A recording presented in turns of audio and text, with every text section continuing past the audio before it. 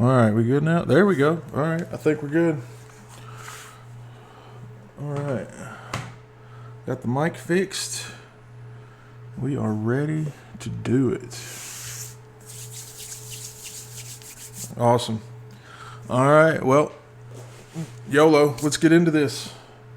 So, switching it up a little bit today, going back old school with the oil paints. And today we're going to be painting Cepharoth chambers from the Rising Tides Kickstarter from Secret Forge. It's a really cool print, supported very well with all the little, all the pieces going on. No issues at all with the print. As normal with oils, we went ahead and blocked in all of our metallics, because we'll go back in and highlight those after the after we're done with the majority of the oil work. And then here is the base. A lot of detail on the base. Rope, coins, cannonball, a bottle, busted board. Got a little barnacles sticking off on the side here. I really like this base. The bases that always have stuff coming off the sides or on the sides are always good to work with. So let's see here. We'll go ahead and start with getting a paper towel. That's what we'll start with. And then let's see if I can move this a little bit. Keep that paper towel maybe out of frame. No, we'll leave it alone. If it ain't broke, don't fix it. So, if you've seen me do oils before, you know we start with a little pre-glaze to wet the model with the oil paints. We'll start with the base, and because it's got the wood, we're gonna go ahead and do some burnt umber. This is from Van Gogh.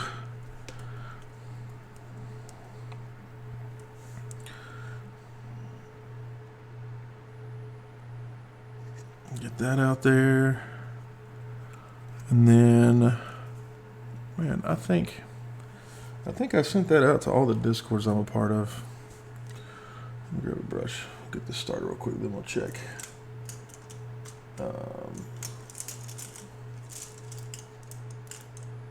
We'll just use this big old chunky brush right here. And we'll get the base covered, and then we'll go in and start pre-glazing Cepharoth himself. And I think we're going to go with a I was looking up colors of octopi. They had some really cool looking ones, but I think we're going to go with a red one. So we're going to do the pre-glaze a little bit different on him. We're going to pre-glaze with the Terra Rosa to get that good red color into the skin right off the bat.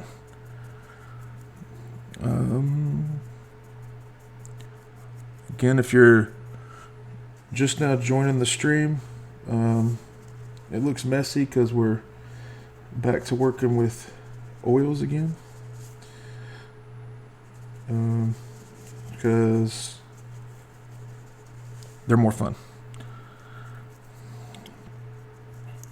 And you'll see when we go to wipe all this off,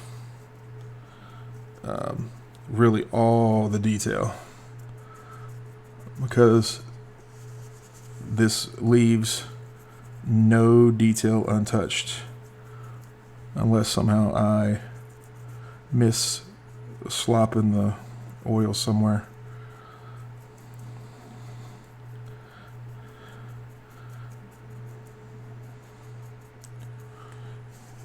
Hope everyone is having a good Monday morning. I'm off today. That's why we are able to stream.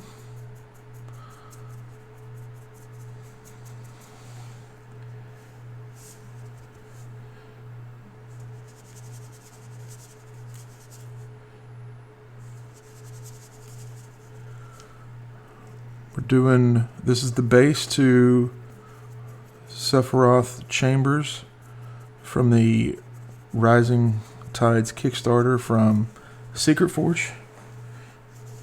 Yes, wife, they are. Oils are magic. You are right.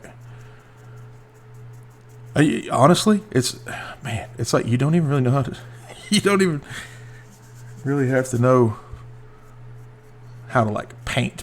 I mean, there's probably a few little, color theory things you need to have under your belt. But, I mean, other than that,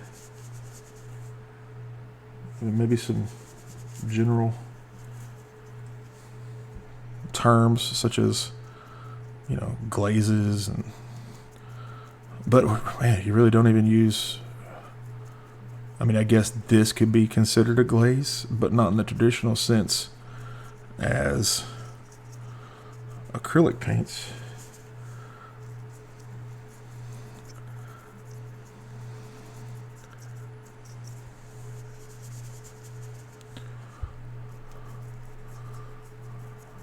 It's kind of nice to get back to oils. I did the last couple projects I've done. The Mantis. When is the last time I used oils? Moxie. Both Moxie models were done with oils. Then I went to acrylics a little bit. I'll set that over there for now. Grab my sponges. And, I mean, acrylics are okay. But, I mean, they're not as fun as oils. Oils, you don't have to be clean, I guess. So here's what we got here. This is just our little bag of sponges, makeup applicators. Okay, I'm gonna set those off to the side. So now what we're gonna do is we're gonna start taking this off. All right. So we just grab a little makeup sponge and just start pulling it off. All right, and look at the instant wood grain. It gives an antique look to our coins. I mean, just all kinds of stuff. This is like the best part. Now, if you do go to do this, you want to be sure you use the, was it the latex? Is it the latex-free makeup sponges that I got? Anyway, the white, really soft ones that aren't like spongy. Probably could have gone a little bit lighter on my pre-glaze, but it's all good. You can't really mess up with oils. Everything is fixable. Yep. You do get dirty. Your hands get stuff all over them, but you can ask my wife. Being dirty and messy is part of the creative process.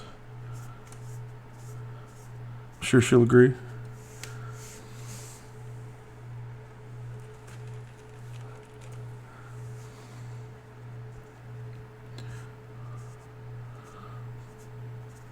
Now, some people will some people will tell you it's best to let this pre-glaze sit on there about 10 minutes or so before you take it off. I've never actually even tried that, so I cannot confirm or deny myself that actually works. I've seen the results of it, and it looks good, but I've just never done that by myself. I've always kind of just gone in and wiped it off, and I think mainly because the only time I've ever really painted with oils is on stream, and I'm pretty sure people don't want to sit here and watch oil paint set up for 10 minutes.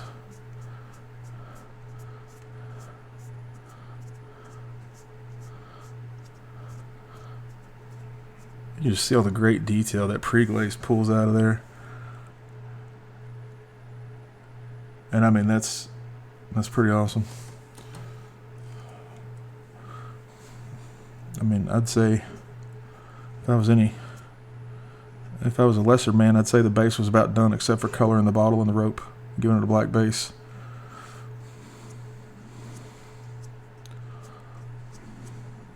It kind of antiqued our coins. It antiqued the cannonballs. Wood grain's pretty much done.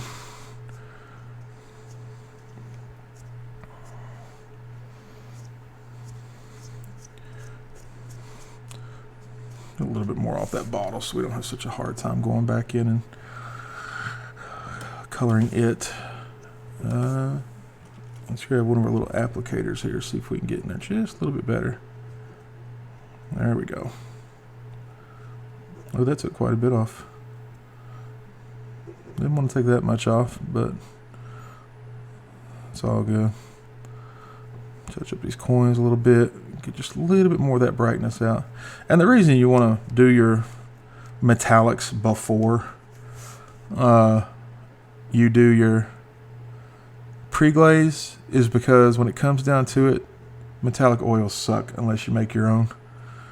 And ain't nobody got time for that mess.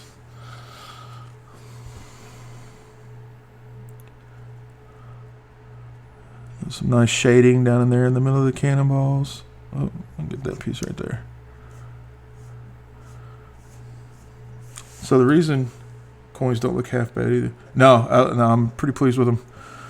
So I started out using the Green Stuff World metallics. And if you ever see me do metallics before, you know I'm a big advocate for the Vallejo metal colors. And I was like, you know what? Let's try something new. So got the Green Stuff World metallics. And before I was done with the base, I had already gone back to the Vallejo metal color metallics. So much dynamic lighting on the bottle as well from the oil pass. I'm telling you, it's the oils. It's magic. It really is. This is no skill. Other than trying to paint in the lines when I'm putting the metallics down, this is no skill at all.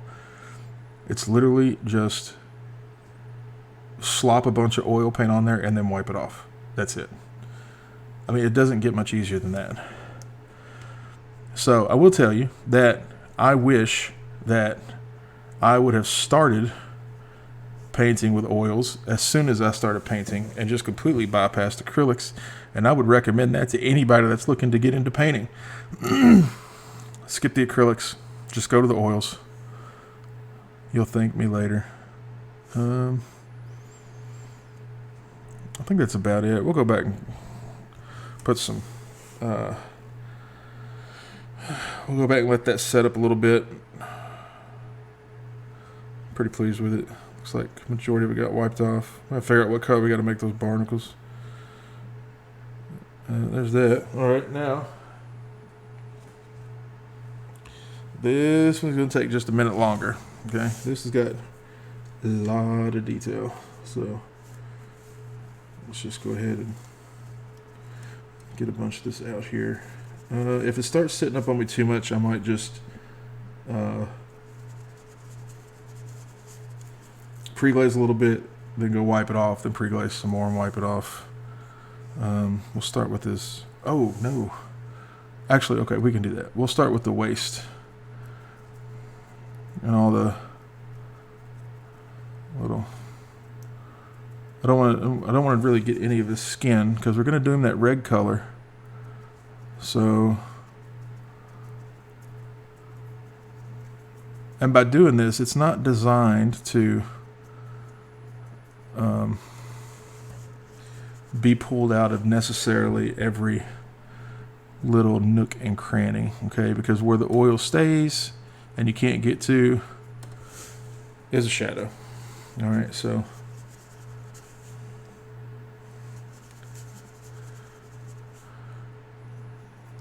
we'll get this brown done since we've already got it on our brush. And if you get it places it's not supposed to go, who cares? Yeah, it does, wife. It really does pull out the details. You are right. Two, the most tricky spot under a scarf on the right arm. Yeah. Huff and Stuff, thank you so much for the follow. Yeah, I don't think it'll be. I can definitely see that being not a problem area. I don't think there's really any problem areas on this model. I was kind of looking at it, actually kind of scrutinizing it actually, and I don't think it'll be that bad. We'll know in a few minutes though. We're gonna get this put on and wiped off, and we'll see what happens. And if we don't get it all, we don't get it all. I mean, I'm pretty sure nobody minds pre-made shadows. How you approach the suction cups, I might even consider slapping a bunch of paint on those and then finishing around them, unless you enjoy the one work. Well, that is another thing of the beauty of oil paints is I will use, now I could totally forget to do this by the time I get to them, but I could use a more flat brush, more of a filbert style, and get whatever color I want the suction cups to be, brush it over them. Hey, the Nister, welcome. Glad you could make the stream. But I'll get more of a filbert type and just kind of brush it over, and all goes well, it should kind of just blend them automatically. Get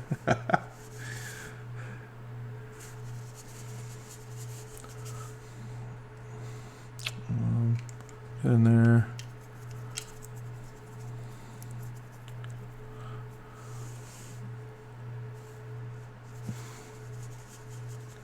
Yeah, they are. There are plenty of them. They did not miss them, that's for sure. We'll go ahead. Let me grab some more here. We're just going to go back to the burnt umber from Van Gogh.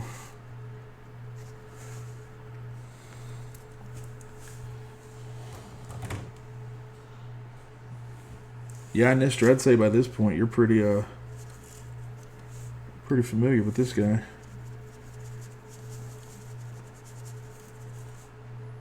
And if anybody in the watching the stream right now has any type of social media that pertains to the hobby, please feel free to post your links. The only way we get people in the hobby is to spread the word about the hobby.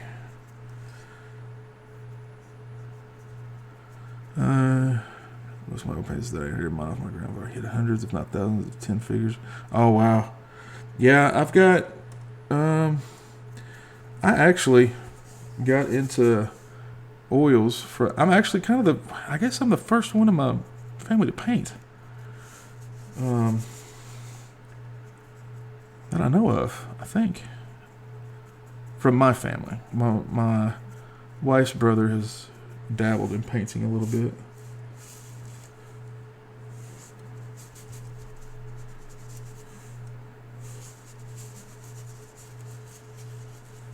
Get this mixed up a little bit more. But yeah, I don't know. Back to the original question you had asked, David. I think with the pre-glaze, I don't think the suction cups would be that bad. I'm kind of looking for a built-in blend with them. Get some down in there.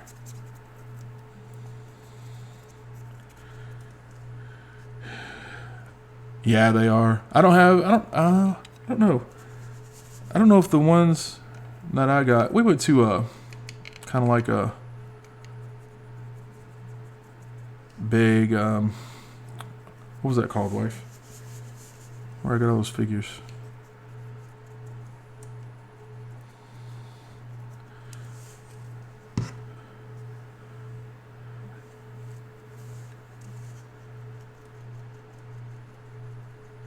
Hastor69, thank you so much for joining the chat and catching the stream.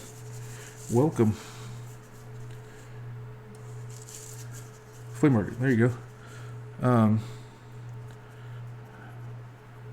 I got a bunch of the old Ralpartha ones as well. Got a couple hundred of them, I guess. It's actually still in the original packaging.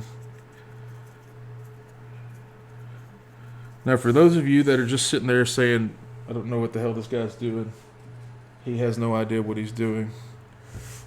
Thank you for the follow, Mister. This is going. We just did this at the beginning of the stream. This is following the exact same process we followed on the actual figure itself. Pretty much, you just slop it on there and then wipe it off with a sponge. You can see all the little sponges right here. It's that easy. So there's not necessarily any magic to it. Just be messy and have fun. And then here in a second, we're gonna. Oh, that's a spot right there. If you have trouble getting in any spots, that spot just became a shadow. Here in a second, we'll break out the Terra Rosa.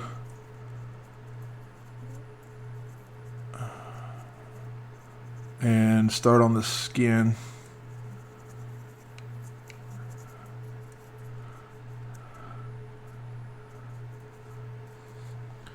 Make sure we got all the pieces covered we want with the brown. What oils are you using? Haven't used them since the old days using Humbrol. I actually have a mixture. The burnt umber I'm using right now is from Van Gogh. Oop, upside down. So this is actually a cheaper version. These are, so if you've got, like the Hobby Lobby brand is a level 1 oil, and let's say your, who do we have here? Gambling. Let's say Gambling is your level 3 oil. The Van Goghs are going to be about 2.5. So, hey, what's up, Dennis? So the Van Goghs are considered more of a student grade, I guess, but for big stuff like this where you just waste a bunch of it, I mean, why not use the cheaper paints?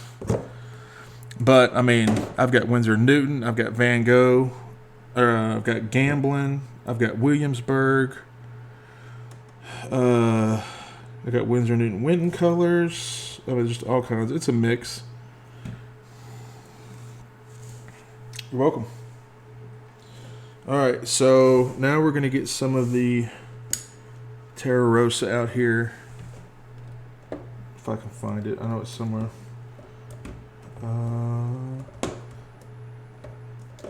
Yeah, I'll tell you now. I don't really get a lot of stuff laid out. I just kind of go as I get there. So yeah, actually, this is one of the Winsor & Newtons. This is Terra Rosa. This is what we're going to do the skin with, because we want a little bit more of a red base for the skin than the brown. So this is probably going to look really rusty, I guess, or maybe real orangey. But it'll all work out in the end. And we're not cleaning our brush or anything because that just wastes time. Just get it all mixed in there. And now we're just going to start slapping this on anywhere we see skin. Like we said, if it gets on stuff, it gets on stuff. Mixed colors create interest. Okay. We'll go ahead. I've got a pearling black I'm going to use on the gun, the handgun. As most models are older than me, I couldn't get the lids off most of them. I don't suppose you have any oil painter tricks for loosening painted on lids. I do not, except pliers. There's been a couple of mine I've had to take a set of pliers to get the lids off. But no, not no tips and tricks for that one. So I've got a Perling Black that I'm going to use for his pistol. Reason being, he's from the water, so he's not going to be completely clean. And the Perling Black is actually a green tinted black. It's actually really cool. Haven't had the chance to use it a lot, so I figured I'd use it on his gun.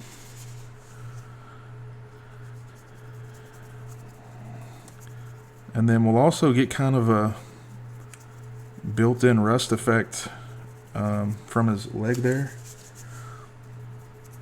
where his leg irons are.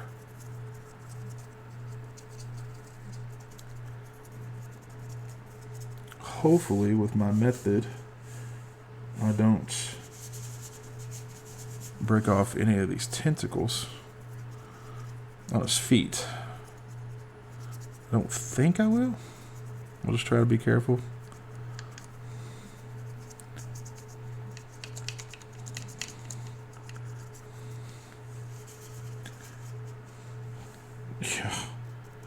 Yeah, usually when it comes to models, my biggest nemesis is gravity.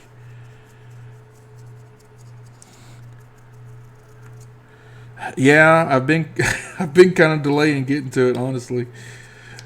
That's why I've kind of started at the bottom, saved it for last. Yeah, I can see how that would I think I'm up to 5, so holy cow, goodness.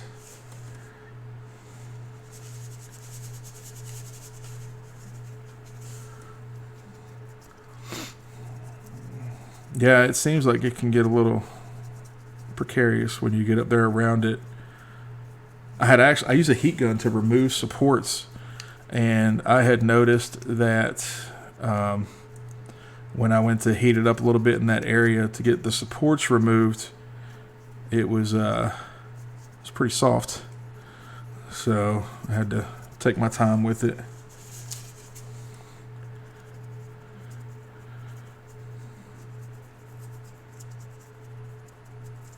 I'm trying to make this quick so we can move on to the more fun stuff. I've thought about like skipping this part of the stream. I guess that'd be the way to put it, doing this before the stream. But I think people really do get a kick out of seeing the paint get wiped off, because it really is quite an instant transition. Yeah, the magic, yeah.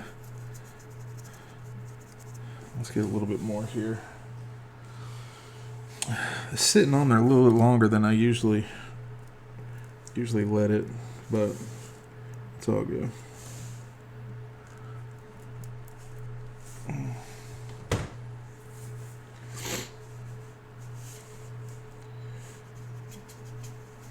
And both of these are fairly decent staining colors. That's why I pulled all the detail out of the base and gave it that nice look. I'll just go ahead and get this knocked out.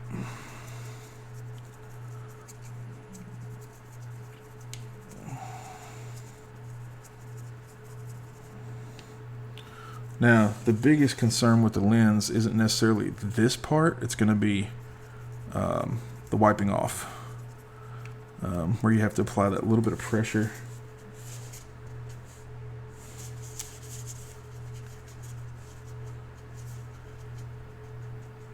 Oil paint, yeah.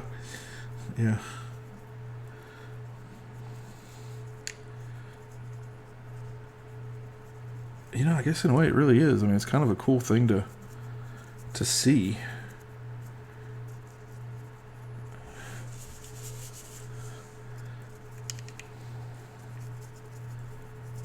Let's go ahead and get in here. We'll make those blades a little rusty by the end of it.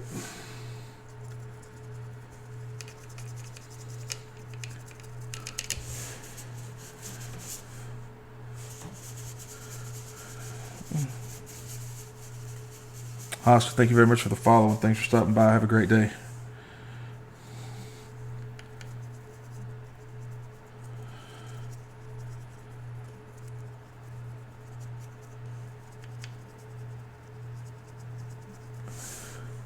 Thank you.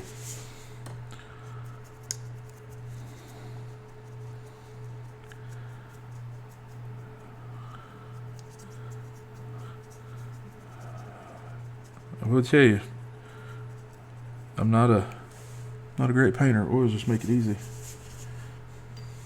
They really do.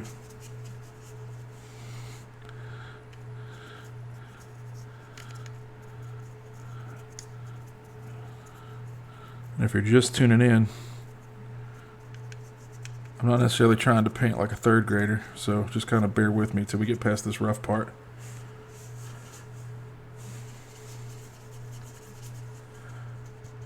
We want the gun to get down inside there. Everything must get covered. That is one of the things about doing the oils with doing the pre-glaze and everything. When you go to wipe that pre-glaze off, you will definitely see where you did not get paint.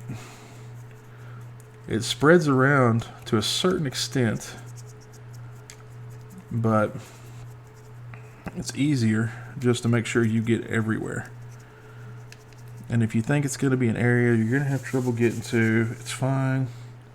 It's okay. The paint police aren't going to come get you. Just turn that into a really deep shadow.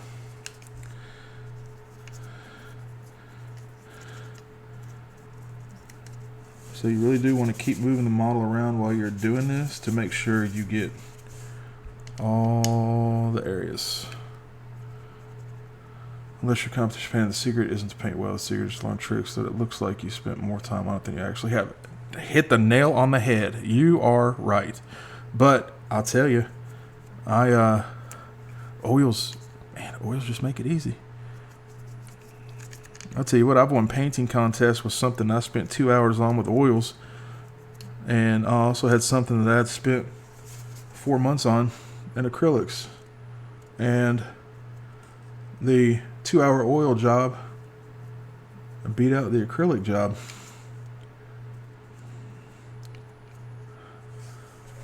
But yeah, you're absolutely right. It's not about painting a long time. It's about making people you painted a long time. When they look at the piece, they're like, man, I can't imagine how long that took you. And then you just play along with you like, oh, it took so long. It was so painstaking. I spent so many hours on it.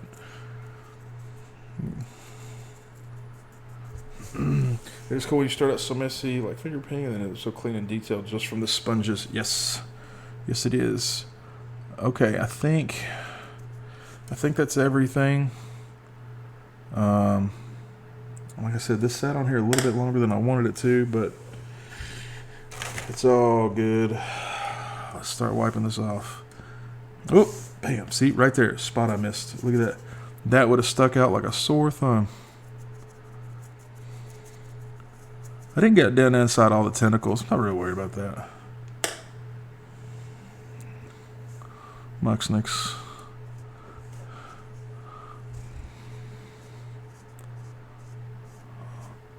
We'll start wiping this off.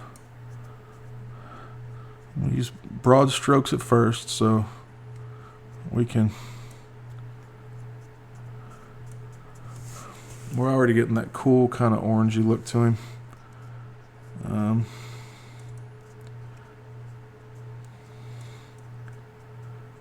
So we're going to go more red with him.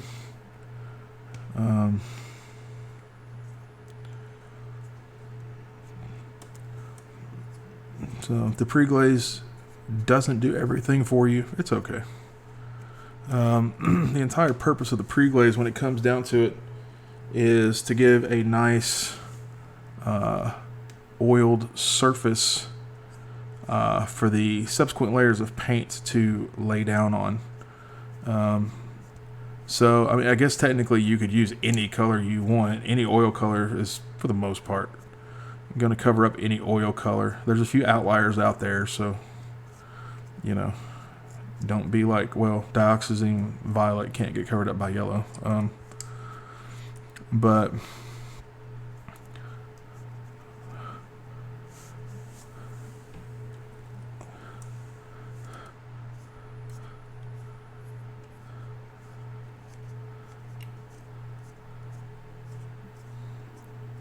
I think on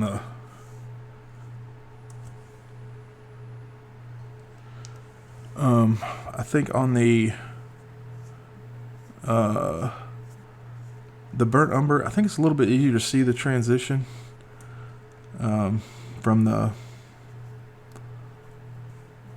than it is with the Terra Rosa.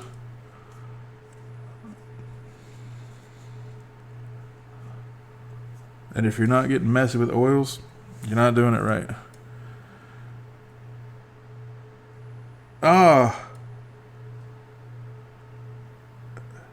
Hey, Jason. Hey, it's all good. I appreciate it. Appreciate you stopping by.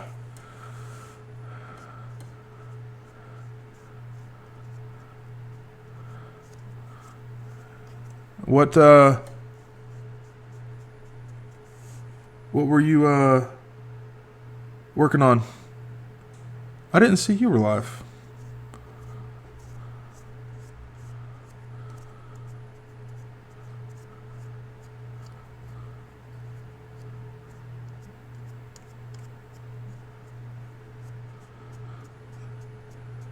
Oh, being a better DM. I definitely should have caught that.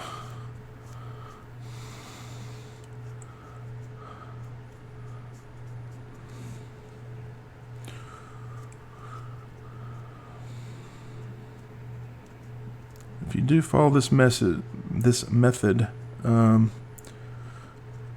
be mindful of the casual talk show kind of thing. That's cool. Be mindful of the tentacles around the face.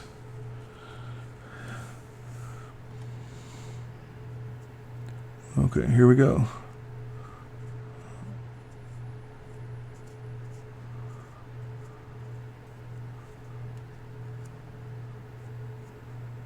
I don't want to speak too soon. How is he mounted on that stick? Hot glue. I just cut a dowel rod, put some hot glue on the end of it, stuck him to it. That's the way I mount most of mine. How does he get off the stick? Well, the hot glue sticks to the resin enough to hold it in place, but also break away freely when you apply some pressure to it. So I'm not going to do it right now to show you, because then I would have to hot glue him back. Hot glues. Well, I am venomized. Thank you for stopping in the stream and joining the chat. And I agree, hot glue is the way to go. And I actually did it with the base as well. Threw some hot glue on it and just stuck it on there. Yeah, I mean, it's easy. But, I mean, I don't want to spend too much time talking about other stuff. But then, you also get stuff like this, and you just have to get creative with the way you hold stuff. So this was just a regular spring clip, and I hot glued some dowel rods to the bottom of it, so that way it'll, stand up. Plus, it's easy to hold while I paint. So.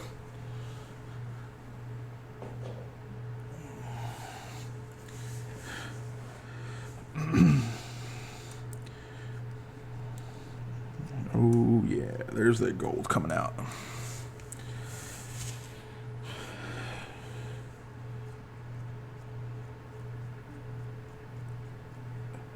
Oh, it's amazing, and I tell you, even I'd say I don't do high or low temp. This temp. This is it right here. My little battery-powered heart glue gun. This is what I use. I don't know what temp it is. It is templess. Store indoors. That's all I can tell you. I'd say, I don't know. I don't know what that would be. I don't know. It's a heart glue gun. Battery-powered one.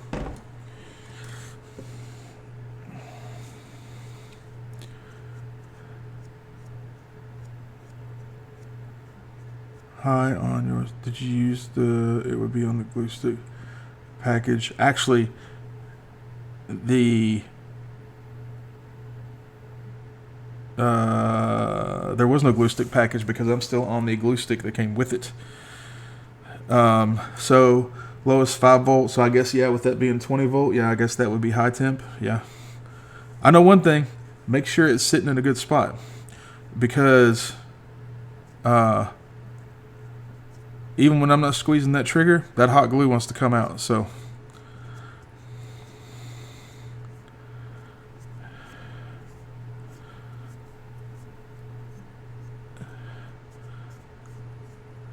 and then for those of you that don't know this figure, this is actually Cepharoth chambers from the Secret Forge Kickstarter that ends tomorrow, I think. David, the Kickstarter ends tomorrow, right?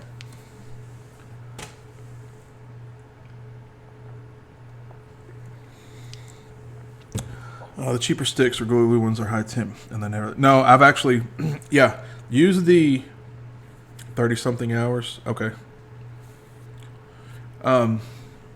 Yeah, use cheap glue sticks, because I've actually broke models using the Gorilla Glue glue sticks to try to get them off the whatever plinth I had them mounted on paint.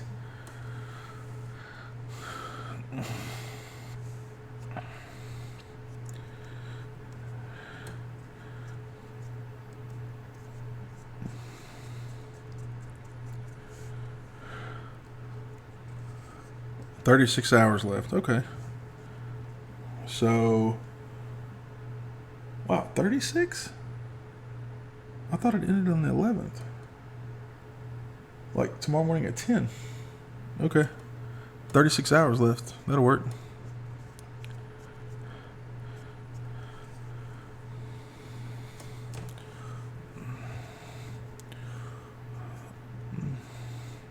Look how it automatically looks like wood grain on that rifle.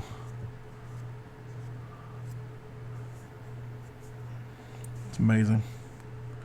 Oils.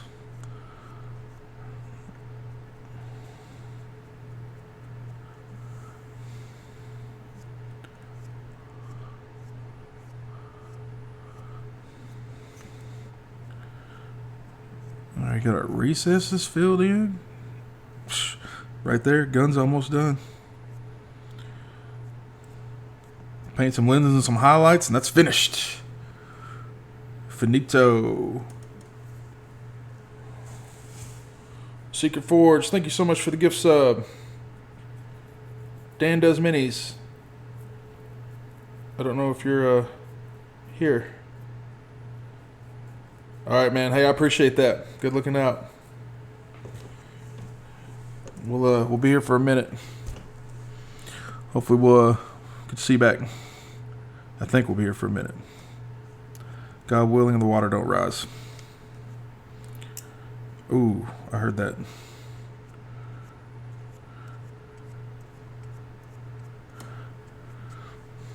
Yeah, take care, man. We'll talk to you soon.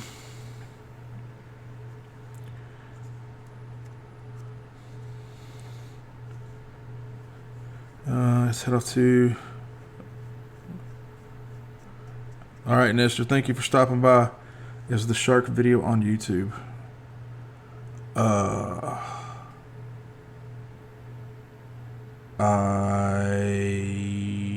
don't know. I'm not sure. I think it got transferred. I'm not 100% sure. Ooh. Yeah, I heard it.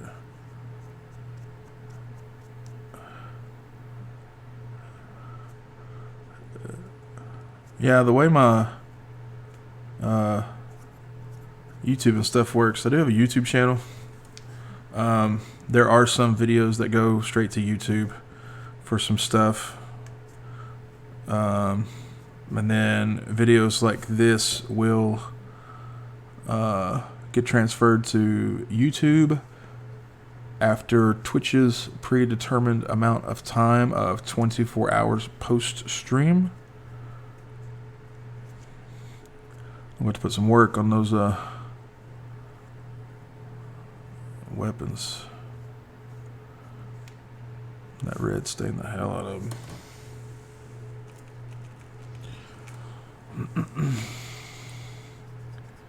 We could rub it out there a little bit.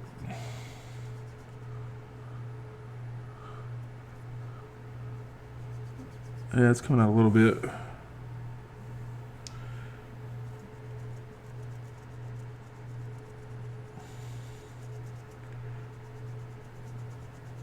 Let's see if we can get enough of it off there.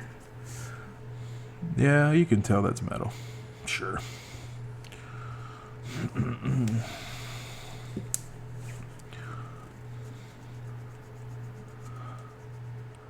Yes, wife put up that is the Secret Forge Discord. Go there, hang out. People painting, people putting up videos. They talk about their Kickstarter releases, updates. You get the inside scoop before a Kickstarter releases. It's a good place to hang out, chill out, have a good time.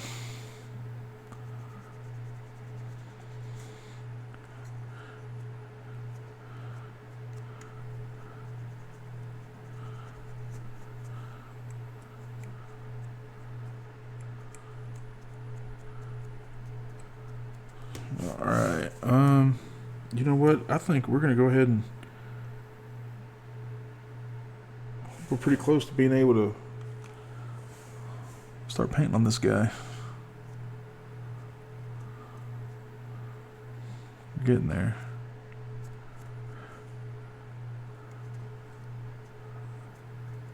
Glasses keep falling off my face.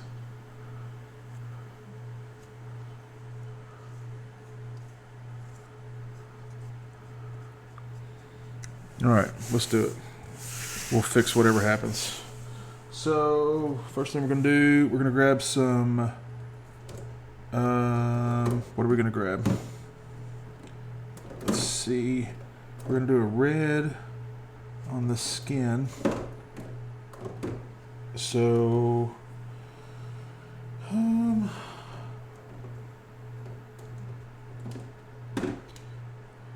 where is... missing my red. So many colors. Okay.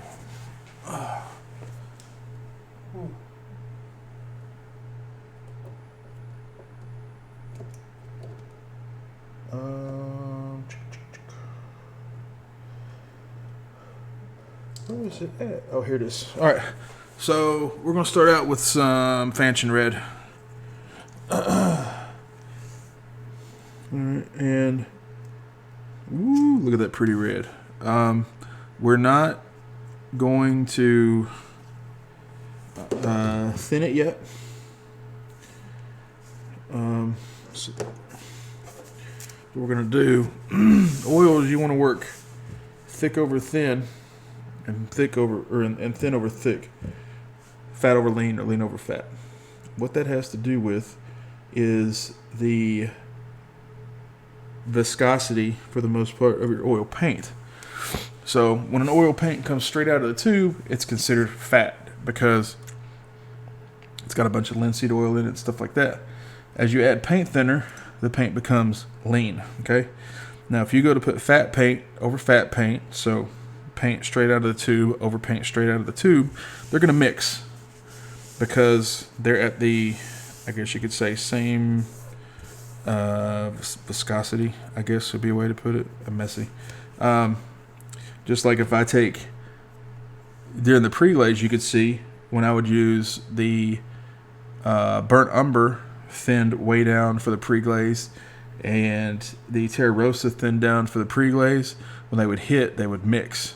Where if they were different consistencies, if one had less thinner than the other, then they would have kind of laid one over top of the other rather than mixing together. So that's the chemistry lesson for today, and that's probably the only one that's going to be given today. So we're going to go through we're going to go ahead and start slinging down some of this Fanchon red. Let's start it on his feet. And now with oil paints, a little bit goes a long way, okay? So even if it doesn't look like it's doing a lot, it's working. Give it a chance.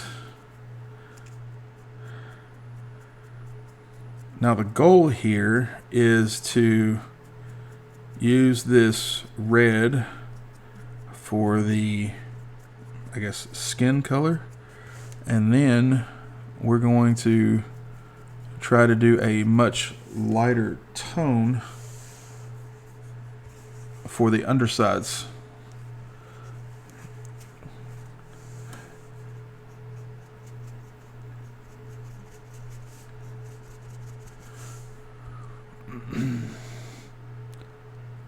And if we get some of the red on the other side, underside, that's fine. It's not our intention to the underside to be red, but if you have a mishap, you have a mishap. Now this is, I'm using full strength oil here, but this is essentially a dry brush, okay? And then we'll wipe it out of there because some of the other color does get into it, and we want to keep this as pure red as we can.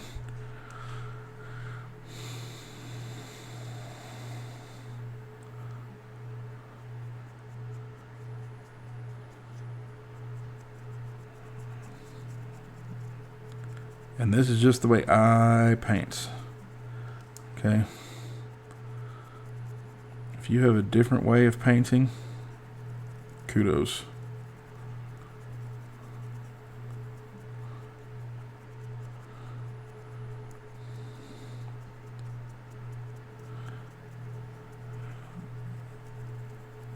And I will tell you now, if you've never looked into using oil paints before, I will warn you, oil paints cannot be used the same way as acrylic paints. You are in for a mess if you try to do that.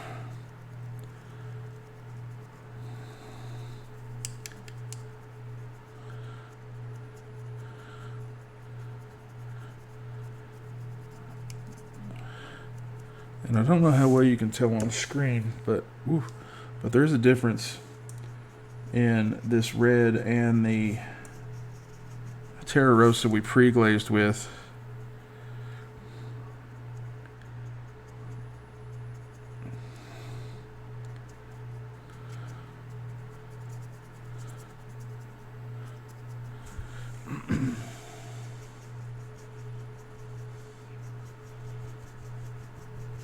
I want to be careful around the eyepiece up here. We'll go ahead and start doing the face a little bit so we can really see some progress being made.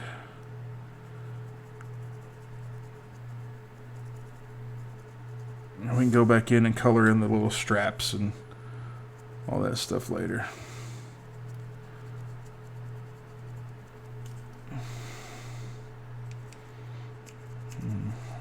Fill in where we missed the pre-glaze.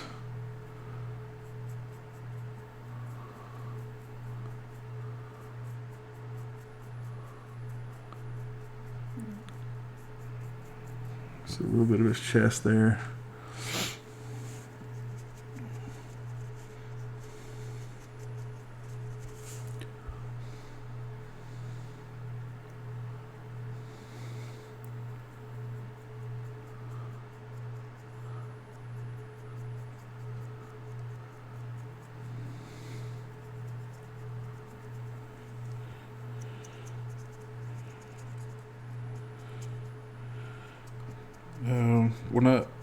I kind of just kept working with this, with the figure, because after I pre-glaze, the base isn't going to take a lot of work.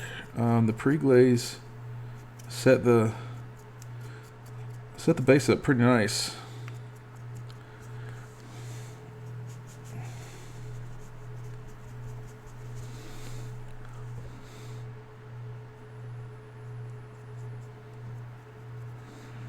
Oh, we'll go back to the base in just a second. I'll show you in case you missed it at the beginning.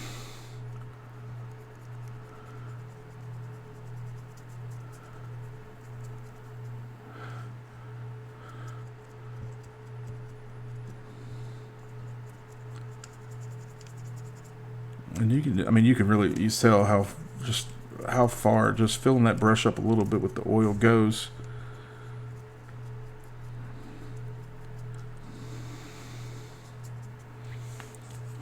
A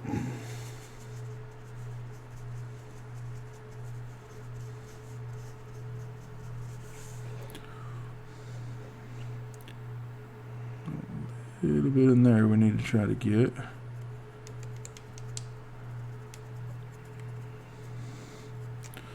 And this would just be the equivalence of your base coats if you paint with acrylics.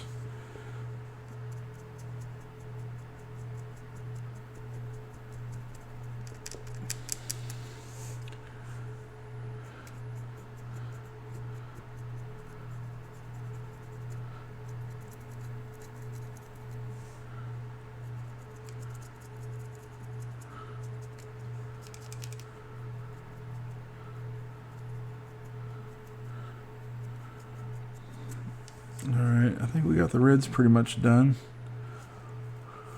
Okay, so I'll tell you what, I'm going to throw on the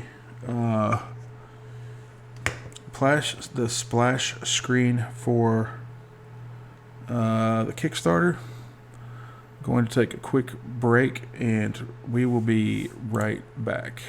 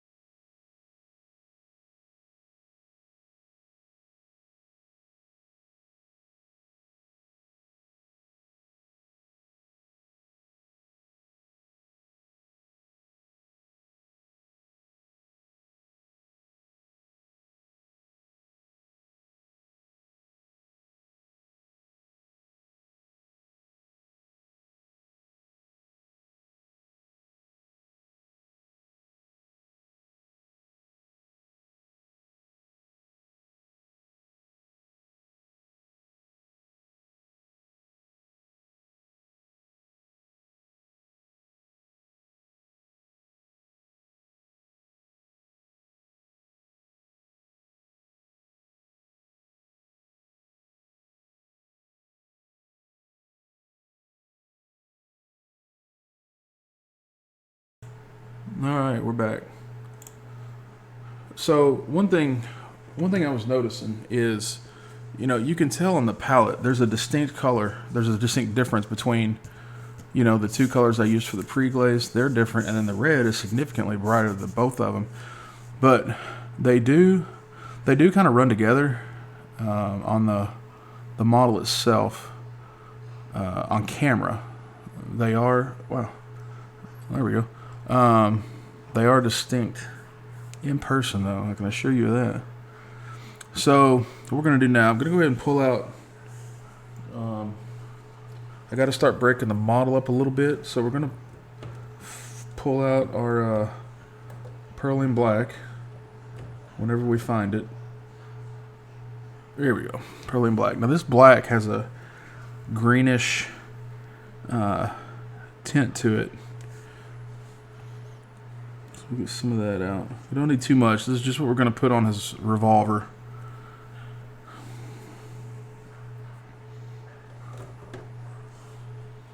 Just to go ahead and get some color to it, we'll grab a different brush here.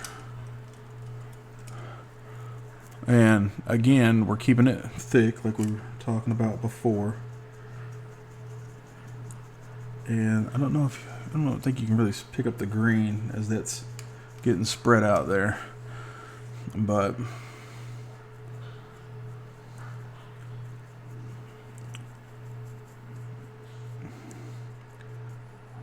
and these are all pretty. It's kind of weird. This doesn't have to be solid black. In order for something to read as black, only about 75% of it has to actually be black. So you start getting into your highlights, and if you stay away from pure black, that also gives you more room to go in and take care of shadows, because your shadows will actually show up darker, which is what you want.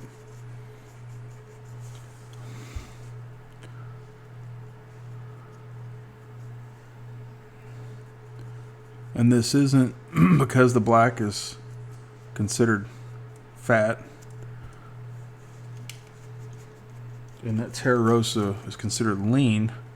They're not going to mix. The black is just kind of laying on top of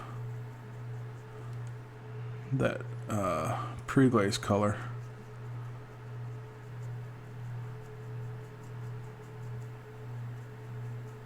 And we painted the bullets in there, so we want to try to kind of keep away from covering those up. But even where we got the black on the skin, you can actually just kind of take a clean brush in there and blend it out to where you kind of don't even see it anymore. Now the black on the bottom is fine because that's a shadow area anyway, but we don't want that black on the top here, where we're going to want that lighter color for the suckers. I don't know what those would be called. I don't know what the proper name is for those.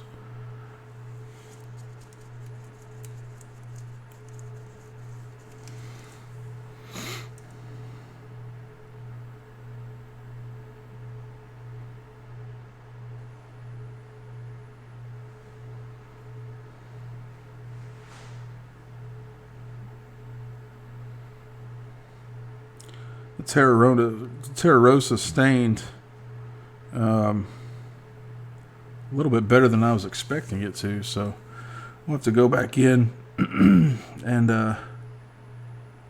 hit up those metallics once the oil sets a little bit better.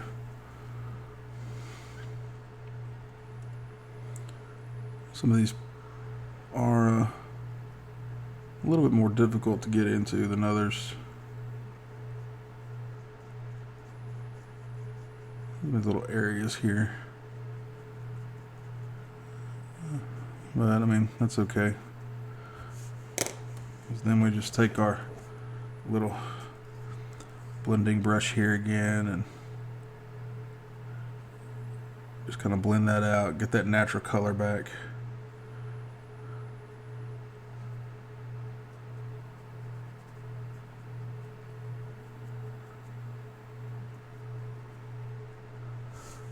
Alright, so gun's pretty much handled for now. Now we're gonna go in and grab some pale yellow. Maybe.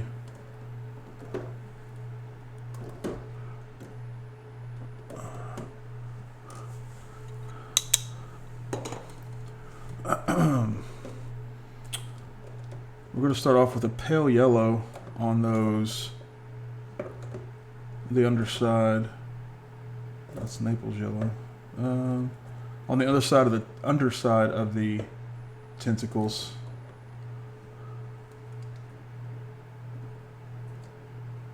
Well, goodness. I know I have pale yellow. Cadmium, Naples.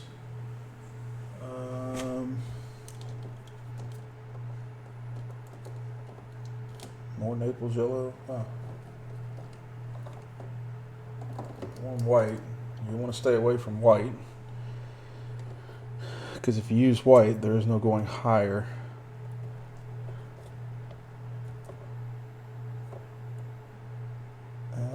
That's a little bit too yellow. Where is my... There we go. Here's some brilliant yellow light. We'll give it a shot.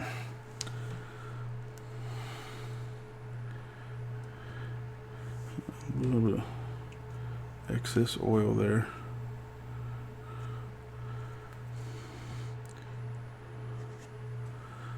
So, I know that looks pretty... I guess that reads as a yellow on the palette a little bit.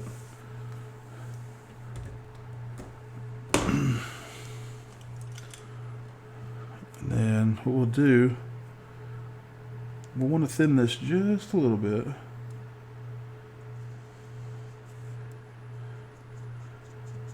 And basically we're going to place a little bit on the underside of a tentacle, and then we're going to go back in with a blending brush and get that blended out. We'll start down here at the bottom.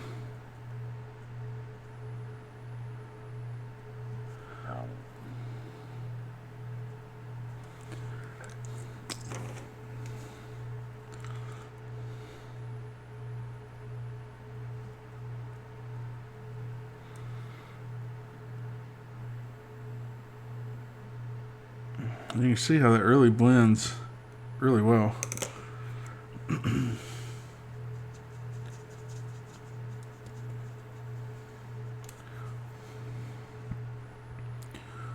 Got some here. I'll just plop that down. Brush is getting kind of nasty. Ooh, goodness.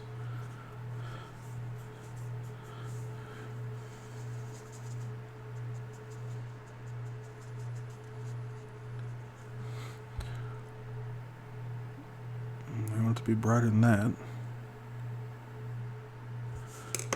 Then we'll just take the blending brush and blend it out.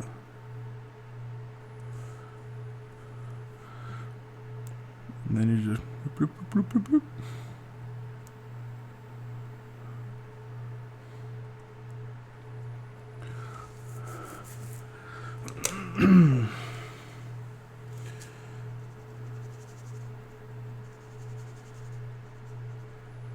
Cepharoth is kind of like a really strong blue. Just kind of hijacks the whole thing.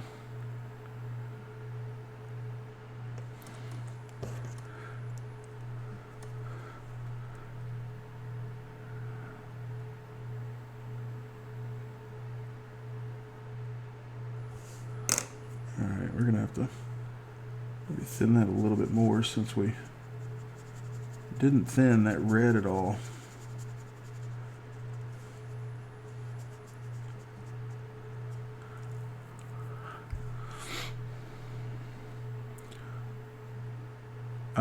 Yeah, I actually just took a piece of cardboard and took a glue stick, rubbed it all over it, and then just stuck the parchment paper down.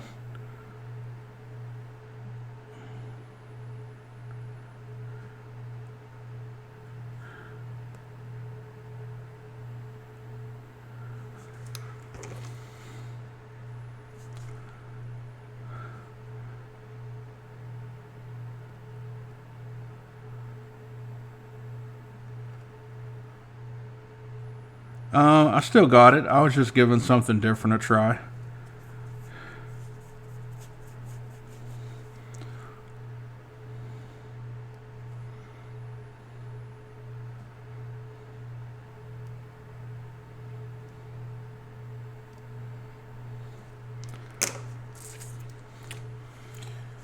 It is still there.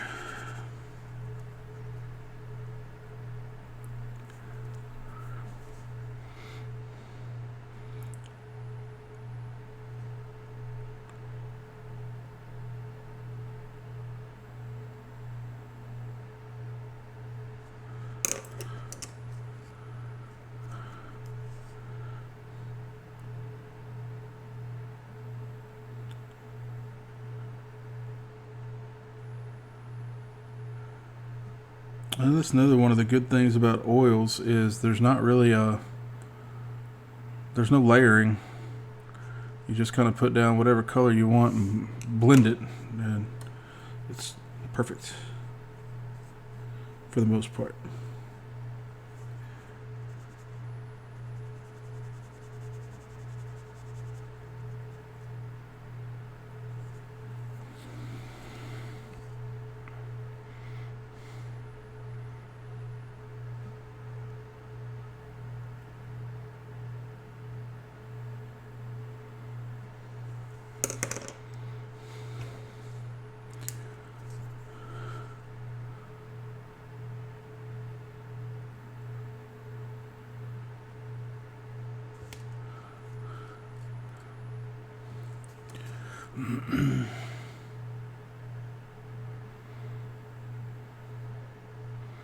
And then, of course, just to blend them, you just kind of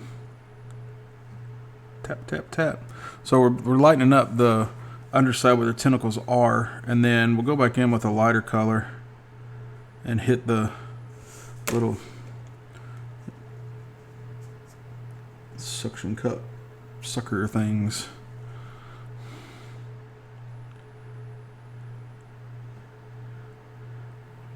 And I mean, oils stay workable for forever. We'll go ahead and drop it on a few of these.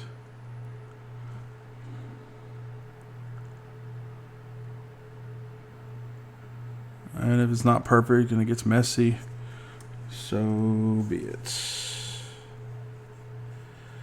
It's nothing you can't go back and fix.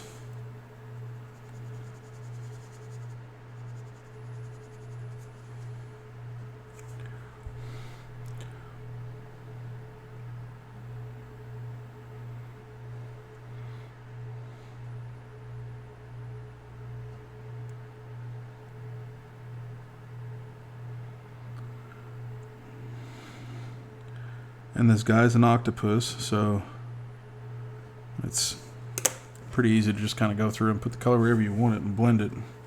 There's not really a wrong way. But, I mean, you can tell we pretty much went all the way around that leg. And now we're just going to go through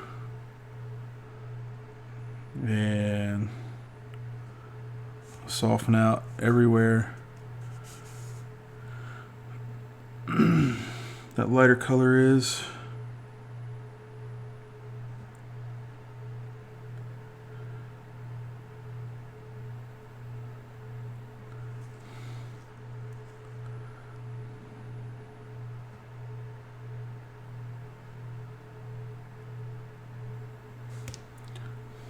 You want to keep kind of wiping your brush off,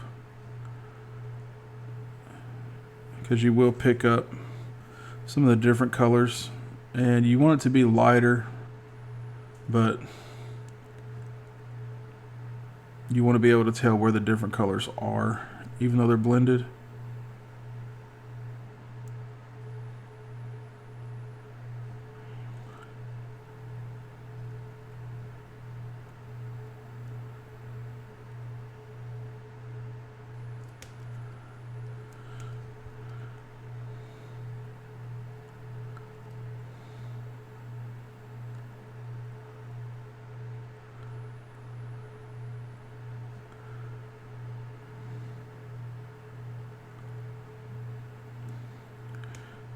When you notice your brush is getting kind of gunky, I just use my fingers to wipe it off. Not worried about the metals. We'll have to go back in and touch those up anyway, so if it gets on the metals right there, it's fine. And then we'll grab another flat brush here. Smaller. Here we go. I'm going to take some of this and I'm just going to kind of brush it across where his knees are, because there's some raised edges there.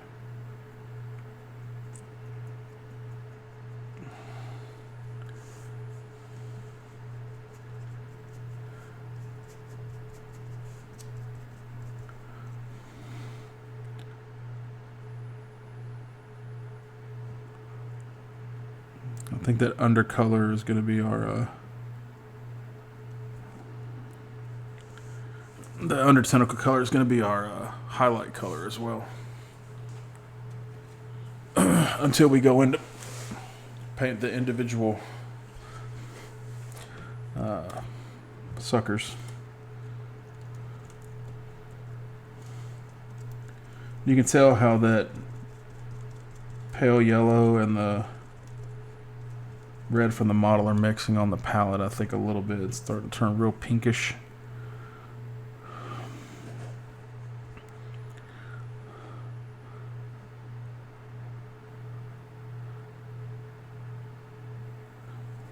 So too much.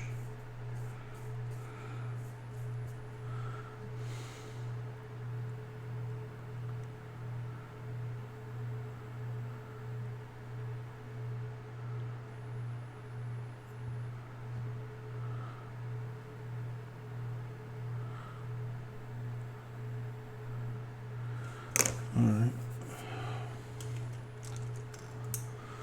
A little bit more than I wanted to on there. That's okay. Come back in with a clean brush and just blend it out, and if we have to go back in later we can. So orange on camera. Okay. I'm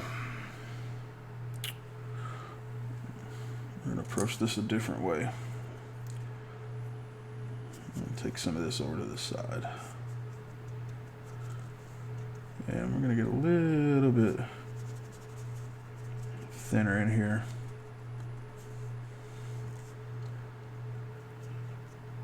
I think our paints are too close to the same consistency, so they're kind of mixing everywhere. So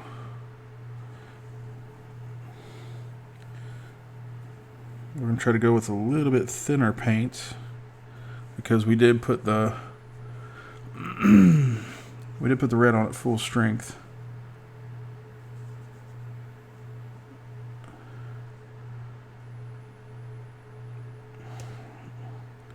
Yeah, those are blending quick.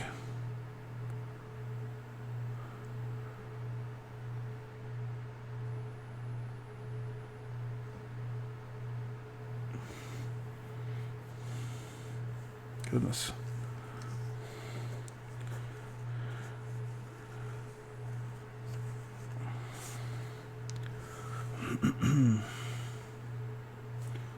Thin it down a little bit more.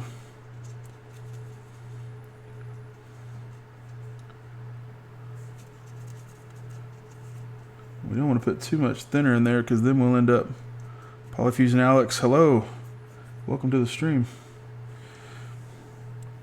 We don't want to put too much thinner in there because then it gets back to acting like a pre-glaze, and we don't want the underneath to start ripping up the paint we've laid down.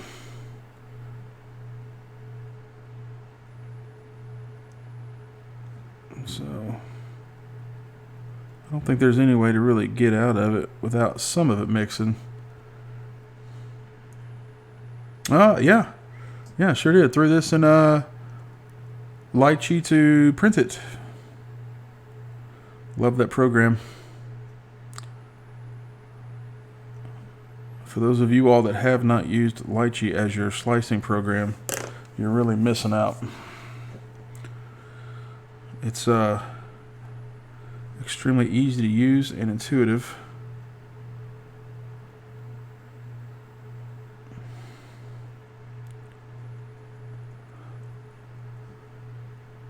Oh, okay. Nice.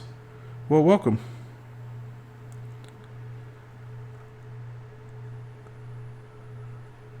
Okay. Oh, nice. Yeah, I remember when I first went to check out Lychee, I had downloaded it, and I had mistakenly purchased the license. And I must say, I had a Bob Ross moment, a happy mistake there, because I have kept the the license since then.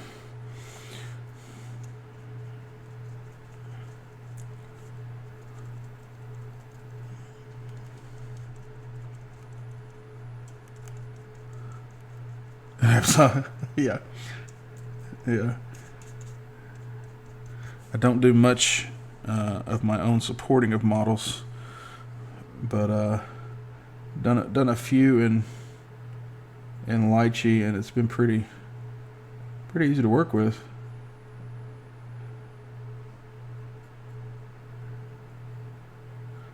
I am a fan of running the auto supports, which haven't really had any issues with. People send a refund. Demand amount of time of process. They asked me to cancel the refund. Yeah, I can see why. Yeah. Yeah, it's like I don't know. I guess 3D printing as a whole, in some ways, was kind of. Ooh, that was a mistake. Kind of intimidating. Stepping into it, but between the tutorial videos and the little pop-up hint boxes and descriptions and everything in the program itself, it lays everything out pretty well. I like it.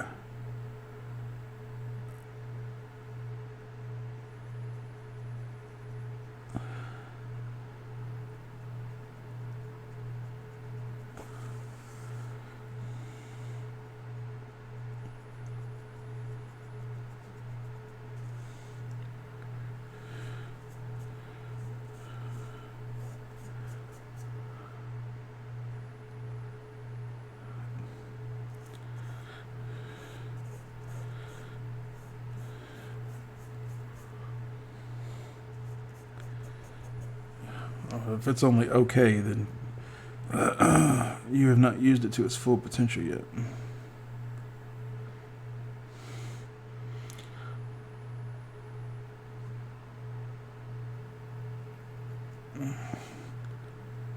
Because if I'm not mistaken, you started using it after I told you about it. Alex, you'll have to ignore Diesel. He's a real life friend of mine, and he just likes to cause problems.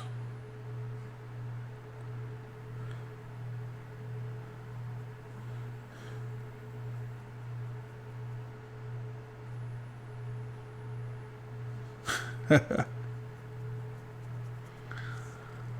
right. Oh, I'm glad I'm not sure how much I like this color, but it's breaking the model up a little bit nonetheless. I can see this getting repainted.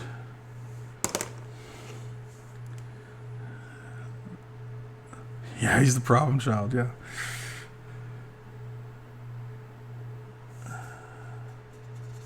Goodness. Man, I tell you what, that is a strong red. That red does not know its own strength. It's turned everything pink. It's turned everything orange.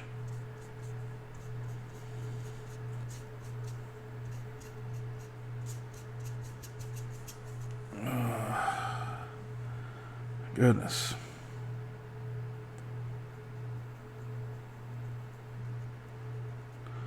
I'll tell you what, you can tell it's been a minute since I've used oils.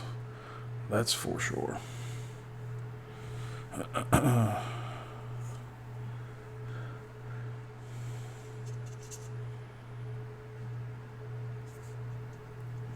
can't even knock it back.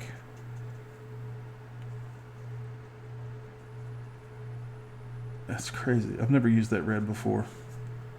And I can tell from this point forward I need to be really selective of when I do use it.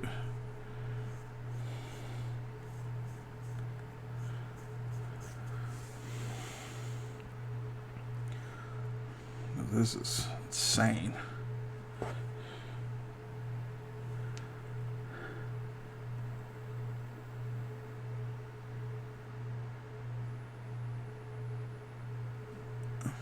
Goodness.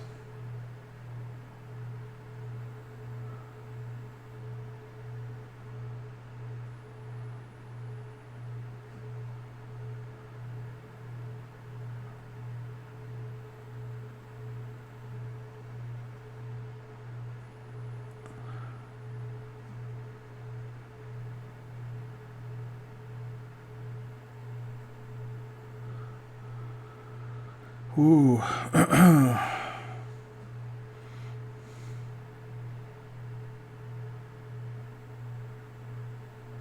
There's going to be a lot of cleanup on this one. That's for sure.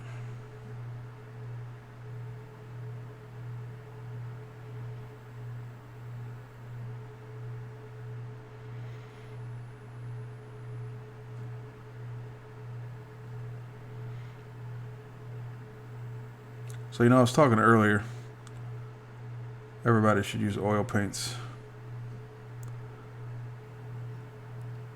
And I still stand by that message.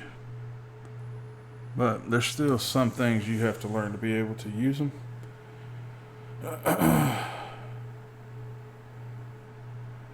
They are still easier than acrylics, though. How do you seal it? Well, it'll take... This is messy. Let me show you what we did with the base.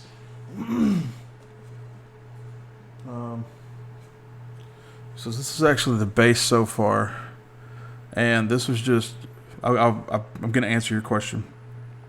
This base was primed with just a mix of white and gray primer from Pro Acryl. And then we took our burnt umber, thinned it way down, sloshed it all over the place, and then we took these sponges and just wiped it off. And this is what we ended up with. I use this paint a lot, but for weathering on top of my acrylic and varnish. Yeah, a lot of people just use it for weathering, washes, and such. But what will happen is once this is dry, and it'll take, I don't know. I mean, it's pretty much dry. My hands are dirty from oils, but there's nothing coming off of it. So I'll let this sit for a couple days, because I'll go back in and I'll touch up some of the highlights on the coins and the cannonballs. But then what I'll do, once it's all dry completely, I go over it with this Krylon. It's matte finish, but make sure you get the non-yellowing. And then I'll just spray this over it, let that dry, and then it goes on the shelf to collect dust.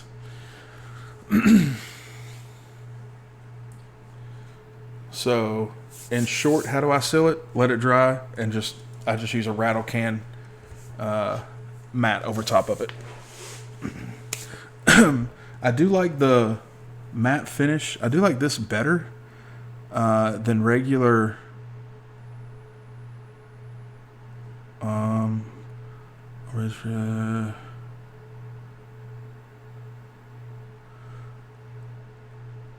Varnish oil with already tested to varnish oil with Vallejo varnish. No, I've never used. I will use the. Yeah, I can understand that. I've used the. I tell you what the secret is. Okay, for oils especially, is this. If I do a brush on, I use the Army Painter Anti-Shine Matte Varnish. I've tried the Vallejo. Sometimes the Vallejo will come out cloudy, but I've never had an issue with the Army Painter Anti-Shine Matte Varnish. They are similar, yeah. And it could have just been temperature that day or whatever the case may be why I had the issue. But even if, like, when I go to finish this guy, if there's something I want to change, I'll let the oils dry. I'll put those over top of it, and then I'll just put more oil on top of this after it dries. And who was that? Rover I. Welcome to the stream and the chat. I'm doing well. Hope you are too. What pigment / colors in your palette? Do you use a minimum palette? Or I'll tell you what, I had absolutely no idea what I was putting on this model until I sat down to paint it today. The only constant I have through every model that I paint is my pre-glaze of burnt umber. Pre-glaze of burnt umber goes on everything first. This one is acrylic or polyurethane based. All right, Dennis. Take it easy, bro. Have a good day. The Army Painter is water based. I don't know. Let's see if we can find out real quick.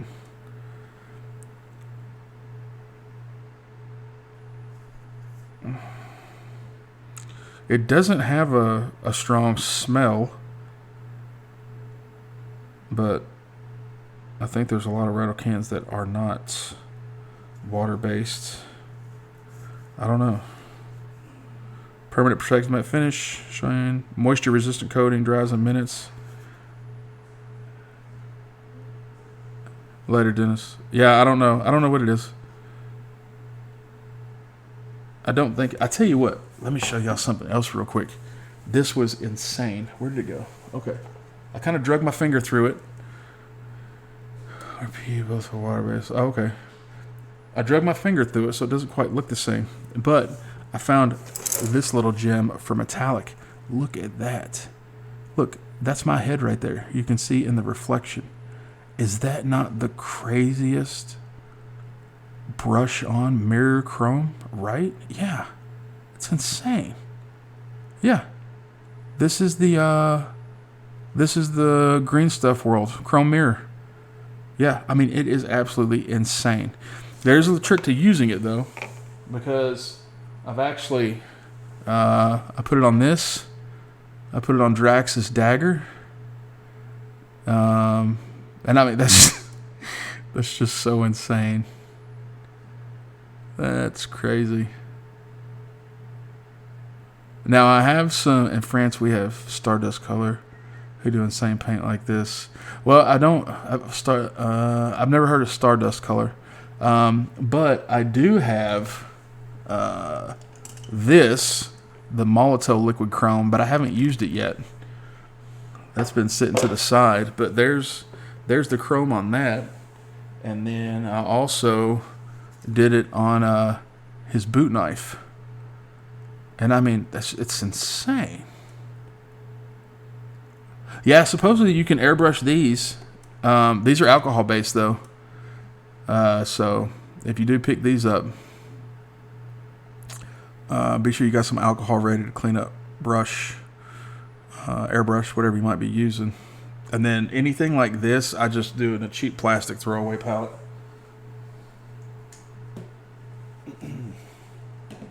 But yeah, that's insane. For Maltol is cool too, for small details. Like it just works great. Is it? I'm not sure. I haven't. I'll be honest with you. I haven't even opened it. I don't even know what the consistency is. You know what? YOLO. Hold on. And right here, we can do a side-by-side comparison. Now there's a lot less of the. Oh, that's 30 mil. I guess it's kind of double. Let's see what it looks like. Let's get some out here.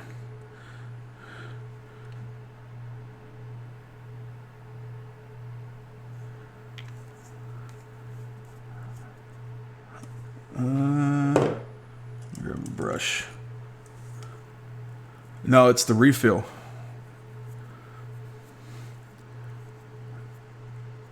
But I mean, that's like. I mean, look, you can still see the reflection of the brush in it. So let's grab some of this, and we'll just put it right here beside it and see. And it looks like it's going to dry pretty close to the same thing. We'll set that to the side. We'll let that dry. We'll revisit that in just a minute.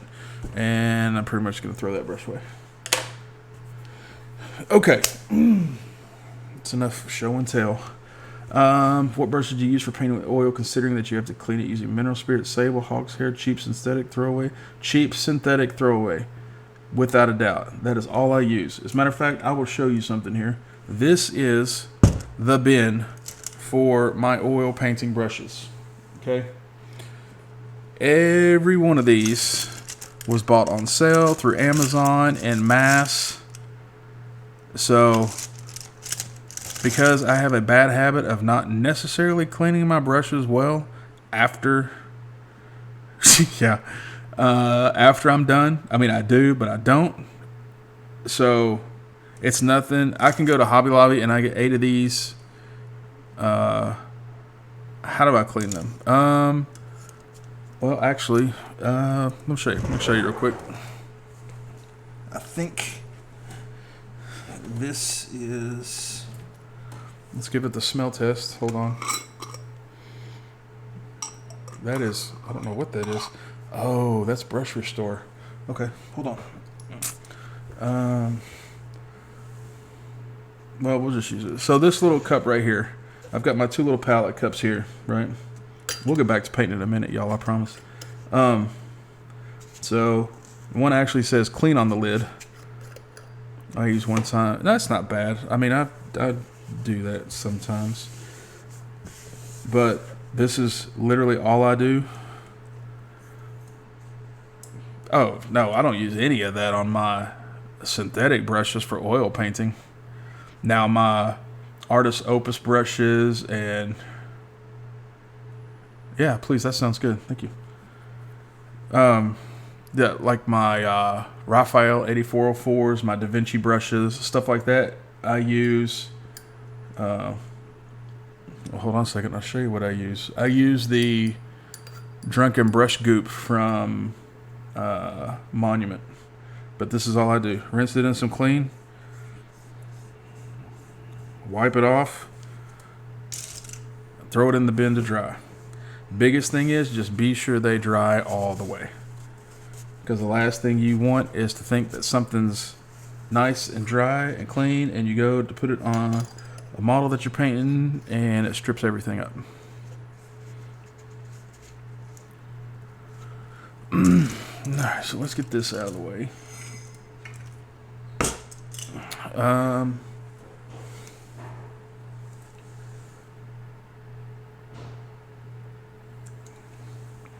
You're very welcome.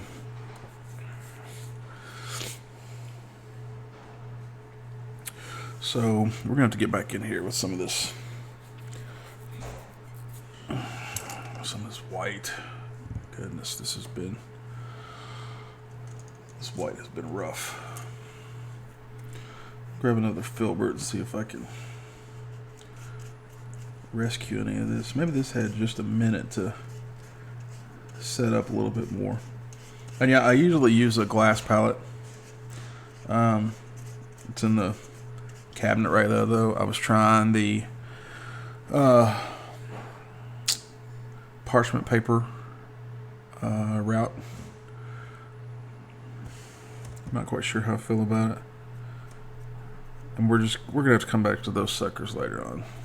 Hey, Rover Route, thank you very much for the follow. That is greatly appreciated.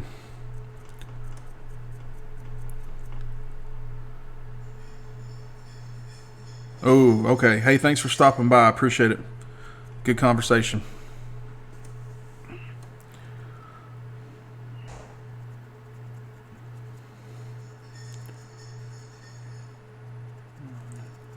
It's going to be a little bit pinker than I want it to be, but, well, you know what? Sometimes it just doesn't always work out the way we want it to. Where do you want it, love? Oh, you just put it right there. Thank you very much. You're welcome.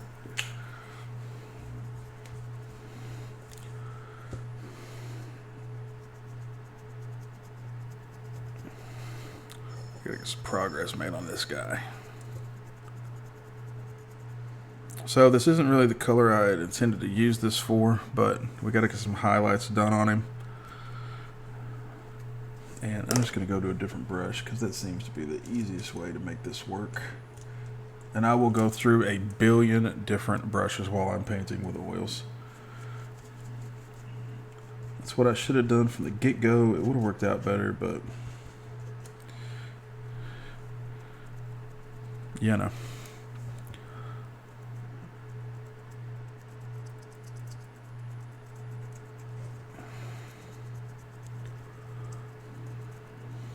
And Rover, back to your original question. I personally have never used a limited palette. I think there's still quite a bit. I mean, I understand how that could help somebody learn the oil paints. I am the type that I don't like to mix paints. So I usually get every color I can get my hands on in the hopes that I don't have to mix a color.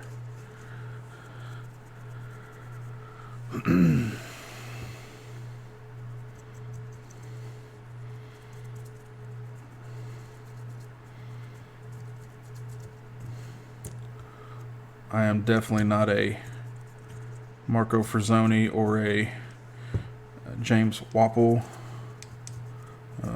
I've learned a lot from them, but yeah, I haven't tackled a minimum palette yet, or minimal palette.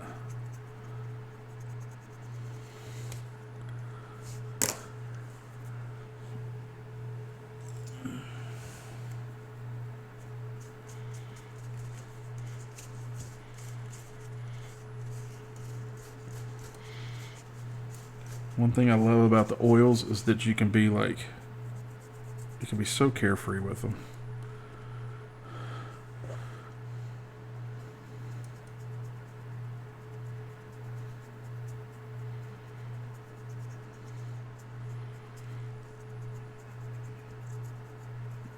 I mean, in my opinion, you'll never get as easy a blending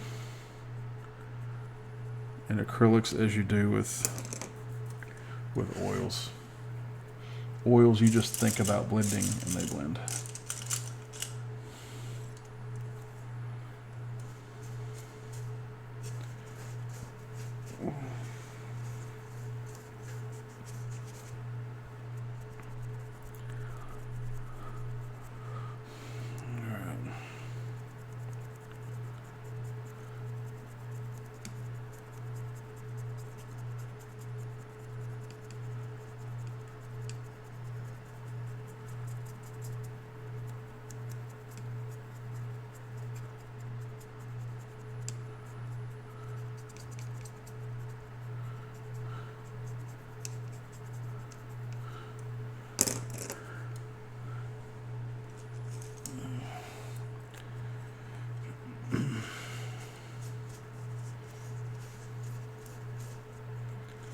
I'm not quite sure if I like this. I don't think I like this better than the glass palette. I think next time we might have the glass palette broke out.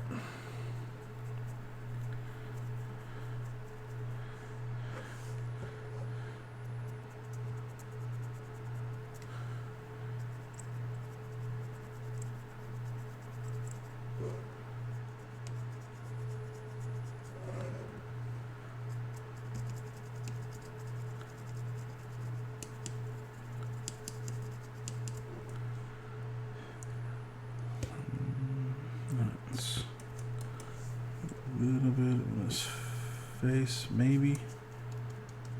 See, man, that red is so strong. Goodness. Red is unbelievably strong.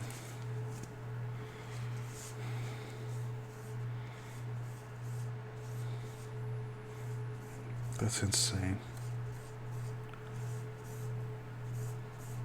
And that's Fanchon red, by the way. It's a beast.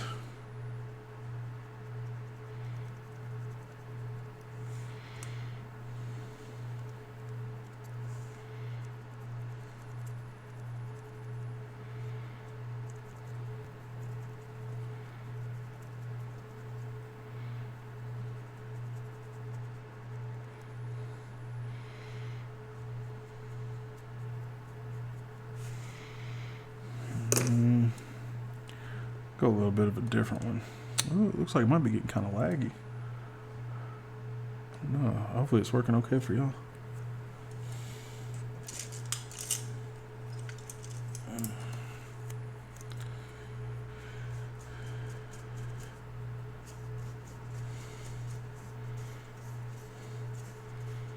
I'm gonna need some stronger highlights up on that head and face. Okay. That's just weird. My actual streaming program was behind by a split second.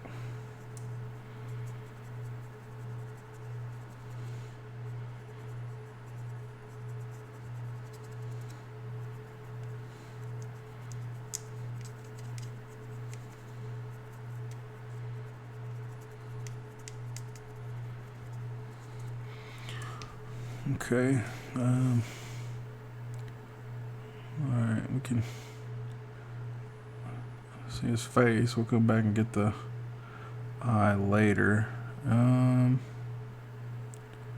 hit up this rope a little bit.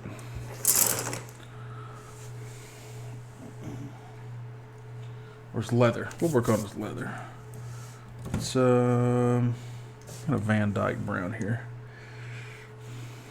Let's knock that out.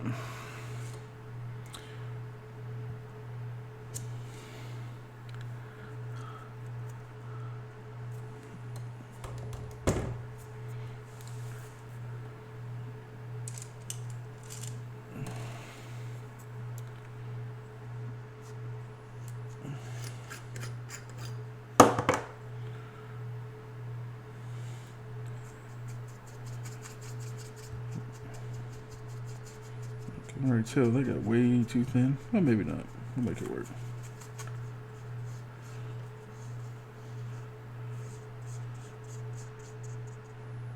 So many of the same colors on this guy.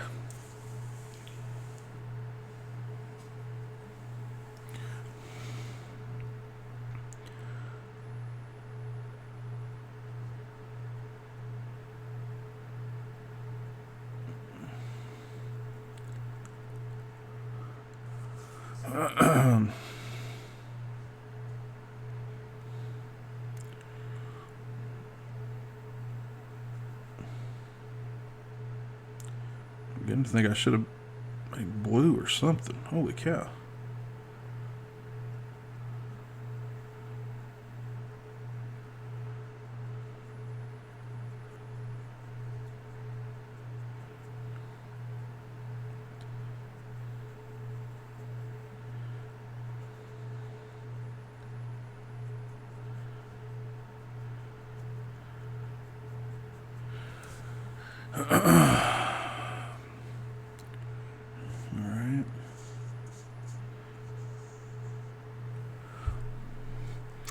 This little belt here, we'll get in there and paint that brown.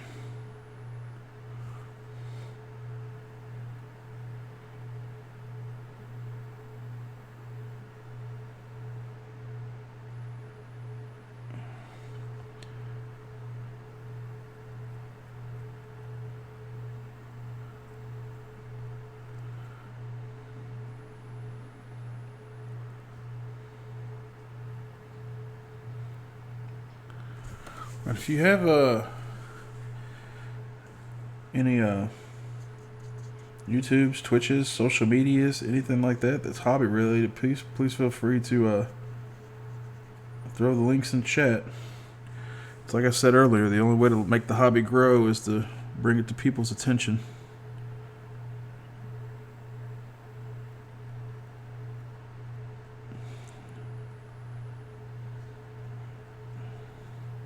And we like checking out other people's works. You never know where some motivation might come from.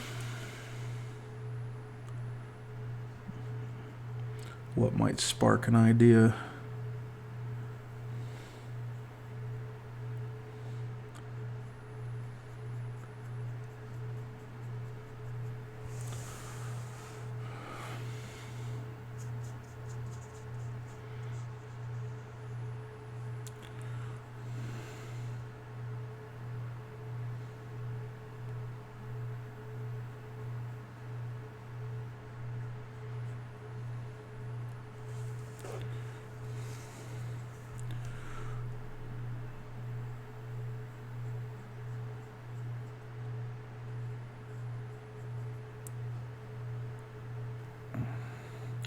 Yeah, I'm gonna have to find some type of different color to break this up. Blue or green or something.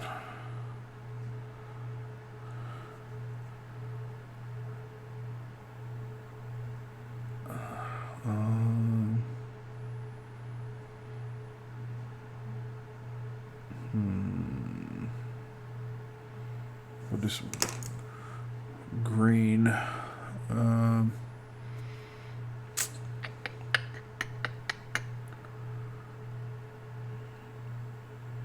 Let's see what we can put on those pants.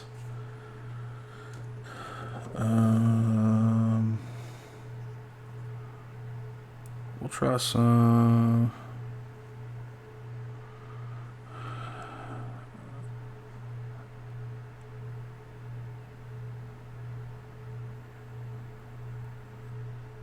Consider the real color wheel. Yeah, we could. Let's see. I don't have one on here. Let me pull one up. Let's pull up a color wheel. I used to have the oil painting one, but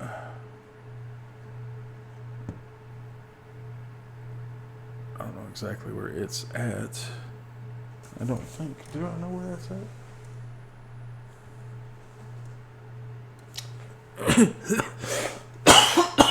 Oh, excuse me. Actually, you know what? I do know where it's at. Matter of fact, let's pull it out.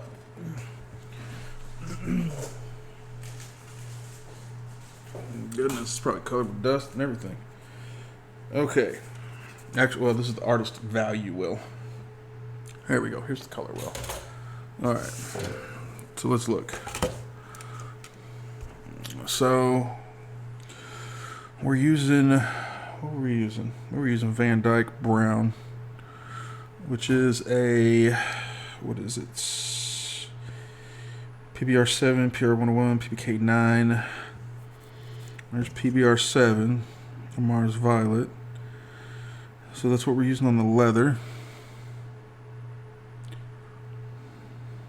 Yeah, this has pigments. I don't think I've ever seen anything from Fearsome Wilderness. What kind of bust you working on?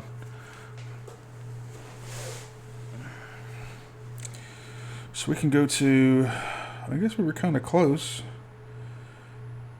with the phthalo green. Not too far off from it. We're in this area here.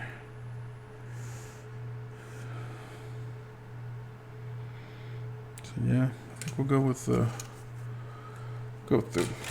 green.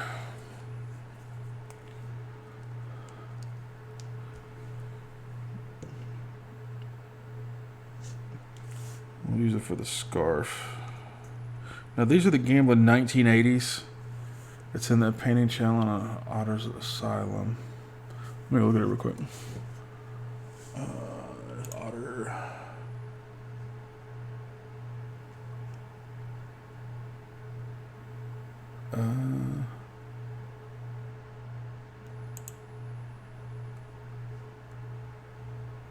I see the.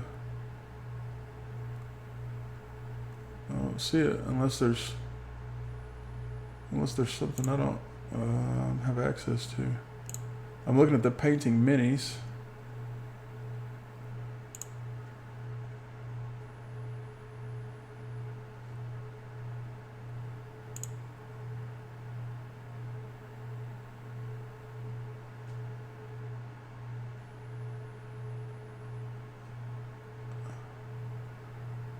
That's a good idea. Oh, 17th of August. Okay, let me go back.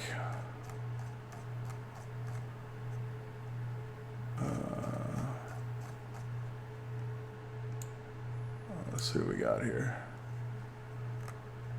Oh, that's July. Too far. July. August 11th. August 17th.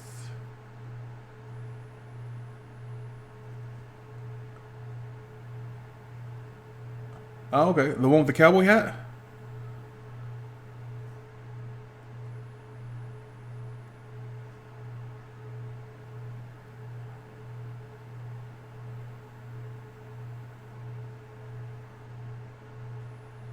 Nice. Nice. I like that. What scale is that?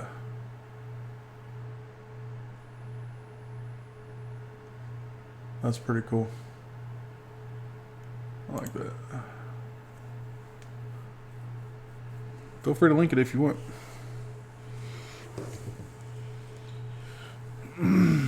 Alright. Let's look through the bucket O brushes here. Find one that's not too terribly large. Here we go. Not sure. Let me check. Okay. Now this is a fairly translucent color. This is not as opaque as the other colors we've been using. So we'll try it out just on a little bit here. And I'll tell you what we'll do. Go ahead.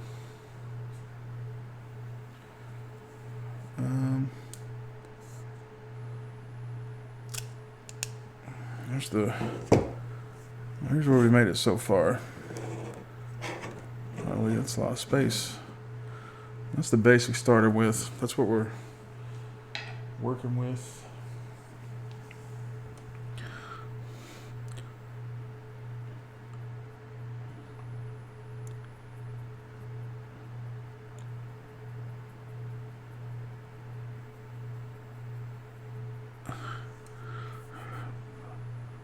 Undercoat. Just throw it on there.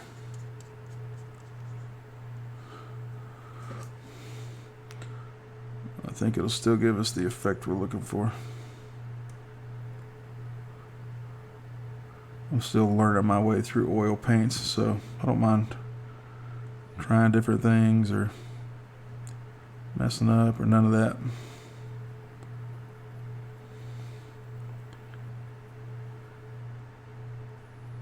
I'm by no means a professional. The only thing I'm trying to do nowadays is just put the paint on too thick.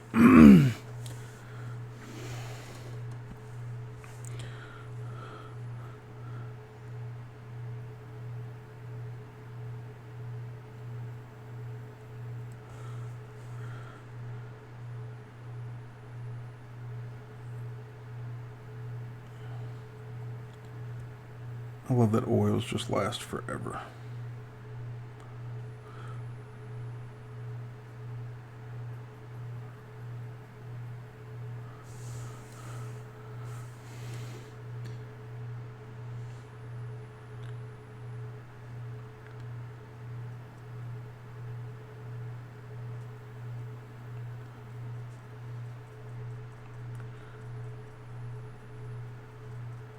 If you were using acrylics, you'd have been back to the paint pot 3 or 4 times, if not more already.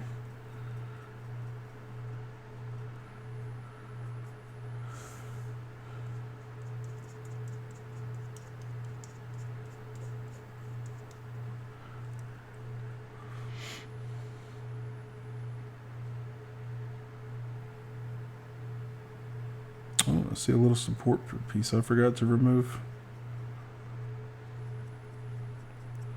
Oh well. We'll get to it.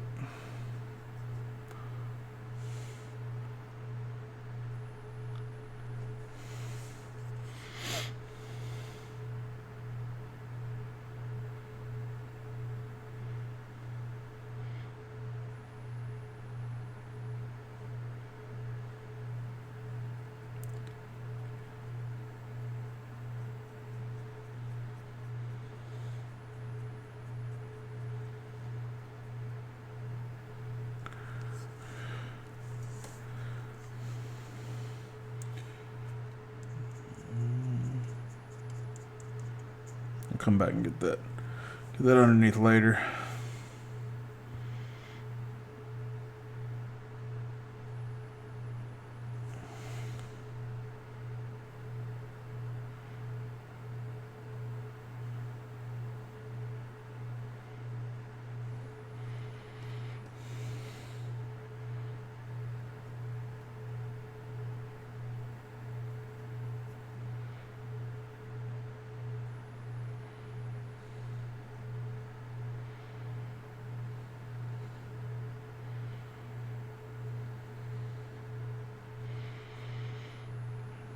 $130mm from base to head. Okay, that's a pretty good size. This guy's 150, I think, from, I don't know if it's foot to eye level or base to eye level, but that's still pretty good size. I enjoy bust a lot more. But one thing I do have on the printer right now, and I'm kind of stoked about it, is a 1/4 scale full figure Rogue from X-Men. Now I did eyes are giving it goes with age, some minis have to be, oh yeah, totally, I get that totally. The Mantis I did, she was from waist up. No, the Rogue is not from Wicked. The Rogue is from Abe 3D. The Mantis I did from Wicked, she was considered a 1/4 scale, and she was 280mm, I think. So this Rogue is going to be considerably taller. She's big enough the base has to have a base. So she's standing on a rock, and the rock has its own base that it attaches to put her on. I printed it on my FDM printer. It's like a big 7-inch disc. Yeah.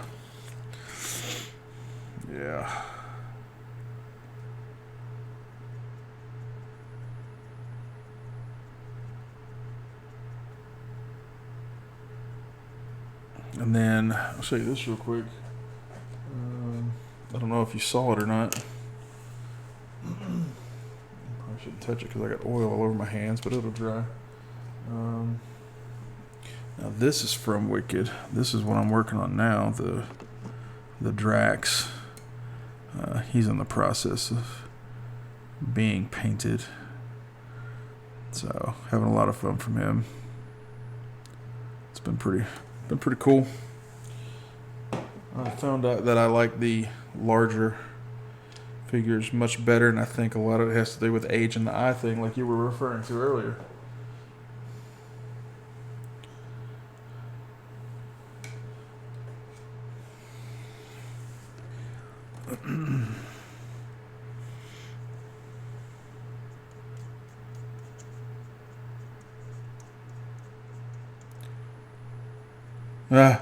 It wasn't bad.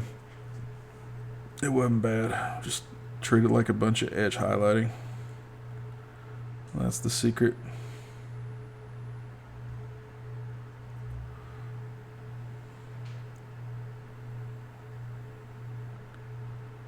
Not bad at all. I actually ended up breaking down and doing, trying to do it as dry brushing for a little bit, and then I actually just didn't like the way at all it was turning out, so ended up switching back to the edge highlighting method, but it wasn't bad. I'm wondering if maybe some type of where they paint the reverse would have worked. Like if I would have painted everything the red as the lines and then went back and painted the skin tone in, but some of those areas between those tattoos are real tiny.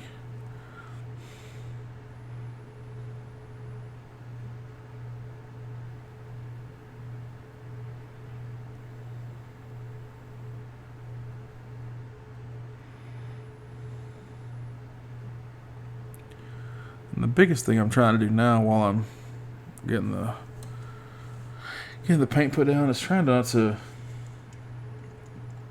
get any brush strokes. I don't want to have to go back in with a softer brush and smooth out brush strokes in a couple days. So I would just rather get it thinned up and no brush strokes right off the bat. Saves time.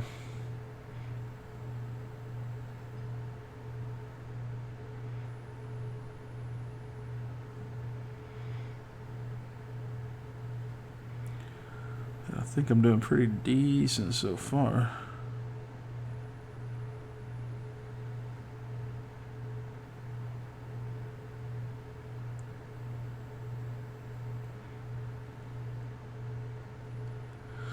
Sorry if I get quiet. I'll hold my breath when I get into the small areas.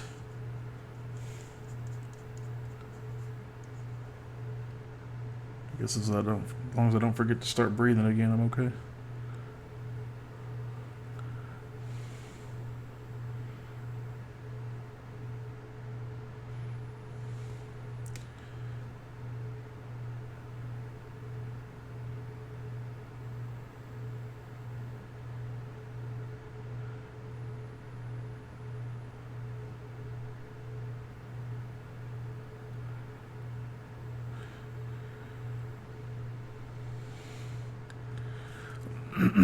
I'll try to get this underside where everything matches.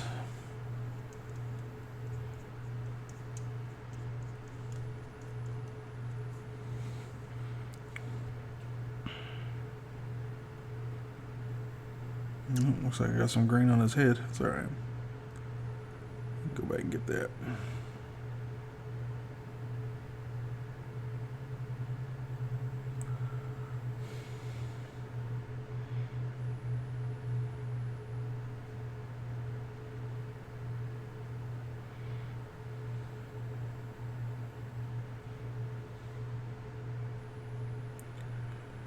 That mixed a lot. Different brush on that one.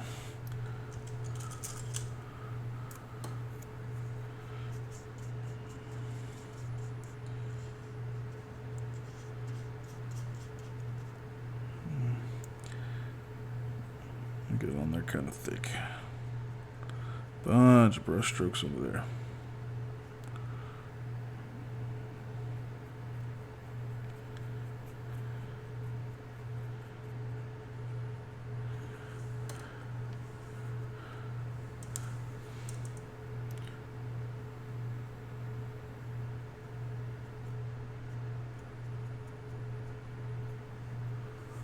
Alright.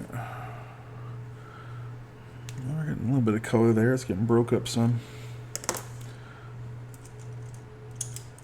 Which is good.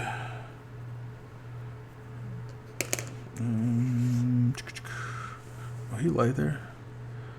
Without busting that gun. Yeah. Alright. So what we're going to do, I'm going to stretch my legs for a second. Go take care of some other stuff real quick. And we will be right back.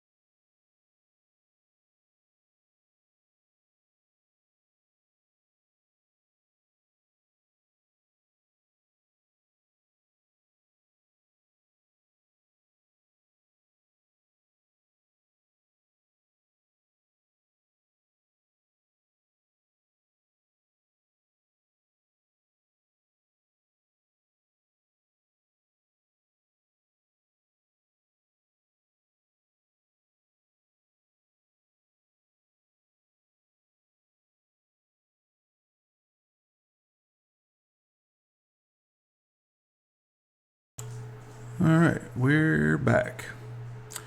So after some discussion with my creative director, aka the wife, I'm not digging this red at all. But I'm to a point now, it's still really wet and I can't cover it up. So what we're going to do, we're going to set this guy to the side. Thank you. And we'll finish him up on a later stream, and he'll probably look completely different when you see him next time. The red's just not working for me. It's too similar to the leathers and everything, and I'm just not liking it. So what we're going to do, we are going to work on the base. First thing we're going to do is, I'm not a big fan of, let's do these out of the way. I'm not a big fan of oil metallics. However, they do have their uses, especially when you have all of them. Where is it? Oh, here we go. So we got two different golds here. We're going to highlight these coins a little bit. I think we're going to go with the lighter gold, make them stand out a little bit more. So we'll get some of this put out. Then we're going to grab one of our filbert brushes and just dry brush over them. Get kind of like that highlight edge.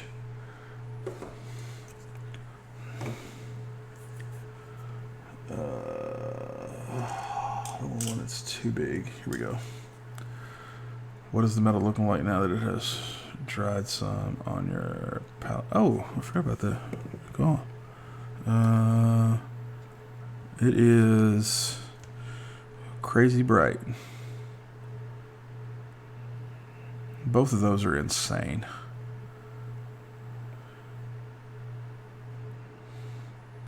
The one in the middle here is actually kind of skinned over. You can tell where it's flowing underneath the skinned in level. That's kind of cool. That is crazy paint. Yeah. Yep, looks like a mirror. It's insane. Okay, so we're going to get into this gold. Now, oil metallics, unless you mix your own, really don't cover that well. So that's why we just want to use it for the highlights, which is pretty much just us taking a brush across it and trying to pull it up. And you could tell it's not even really doing that well.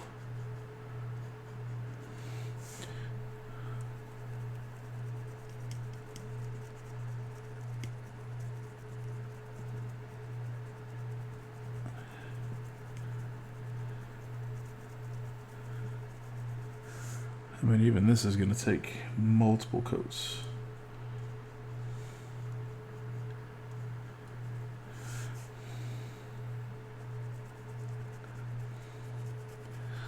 Let's brighten it up a little bit, I think.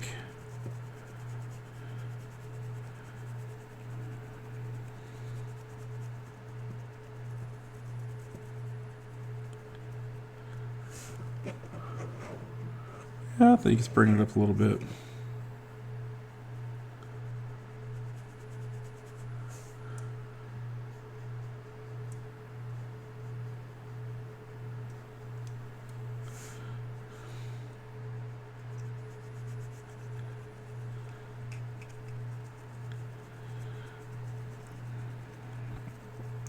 Hit this from a few different angles.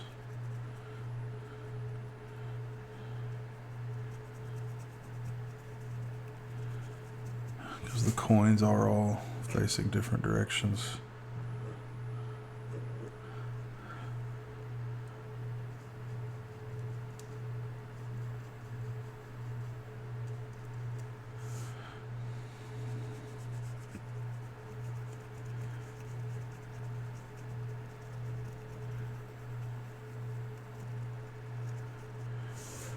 Okay, I think the coins look good.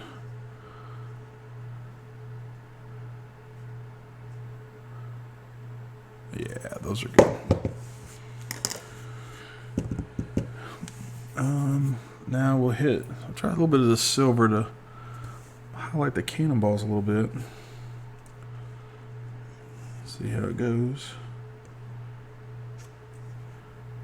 This is kind of a really dull silver, so which is good. We don't want it to be too bright. We'll grab it even smaller. Filbert for this. There's one. So we can get down a more concentrated area. One of the drawbacks to oil metallics is the pigments are so large.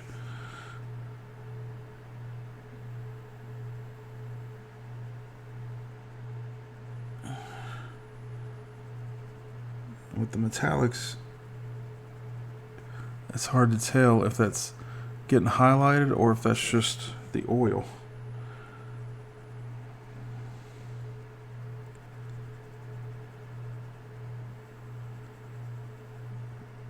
I think that's the metallic. I see a little bit of shimmer in there.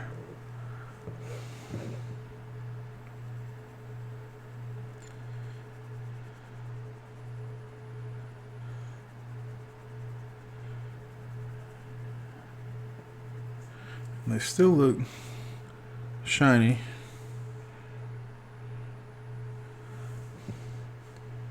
But they're also still kind of keeping that rustic look to them.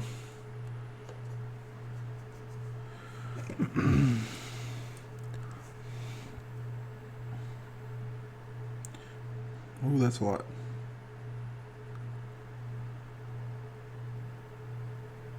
There's a little bit more than I wanted. But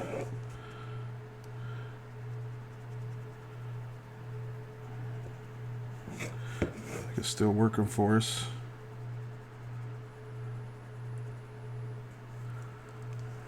Yeah, I think those will be good. I kind of like the way those look. I think they'll send out very well. Between the coins and the cannonballs. So now we're gonna go with I don't want to go too bright with that rope. Let's see what we got here. Here we go. This is good. We'll take some Naples yellow for that rope. I think that'll be a good color.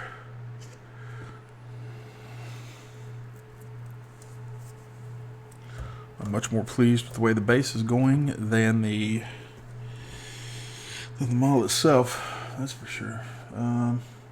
Let's find a small filbert. Here we go. We'll use this little bitty one right here. And thank you. Yeah, I'm pretty pleased with the way the base is looking.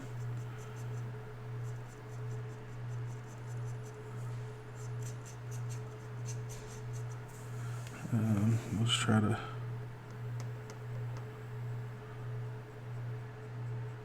I want to be sure and try to keep that darker color down in the recesses. We don't want to cover up the work our pre-glaze did for us.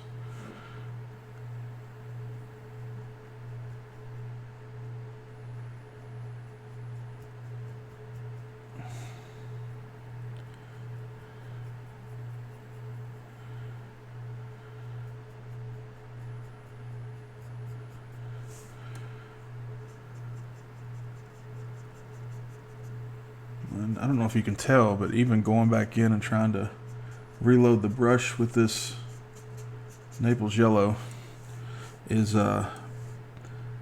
pulling off some of the pre-glaze work we did. So everything's still pretty wet.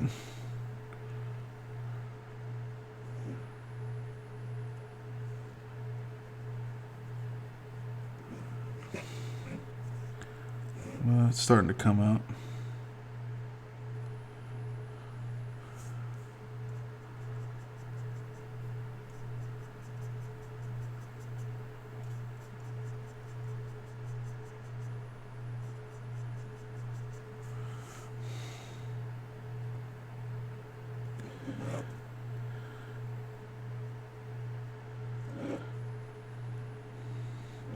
That's one thing about it. Oils will stay on your brush a long time. So you don't have to be in a hurry.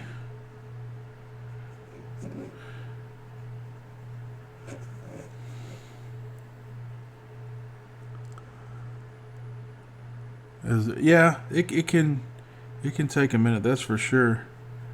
But there are things you can do to add to them to make them dry faster. You can add. I actually have a brand new bottle here. I've never even used it, but you can add Galkid to your oils, and that will decrease the drying time, from what I hear, significantly. I've never used it though. I'm still real new to oils, so I would prefer to try and learn them without additives first. Kind of like the same way with acrylics. You hear, learn to use them with water if you need anything at all, to try and learn them first. But yes, acrylics do dry extremely fast.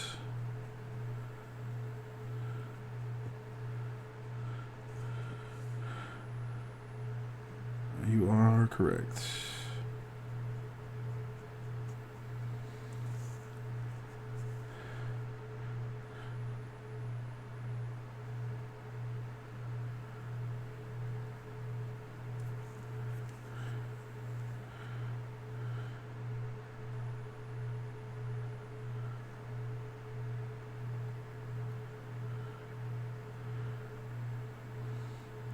Be careful. We don't want to get too much of that lighter color on our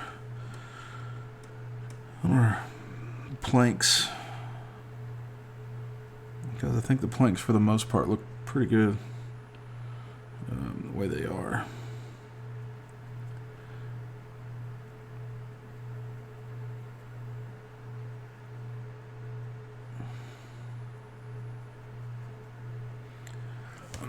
Well, that looks like a rope.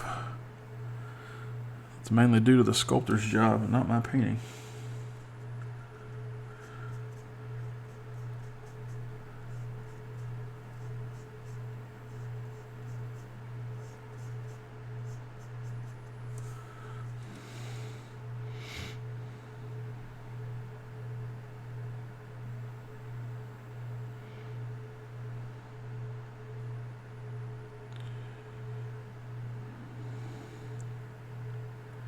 I'm not quite sure what color I want to do these barnacles in.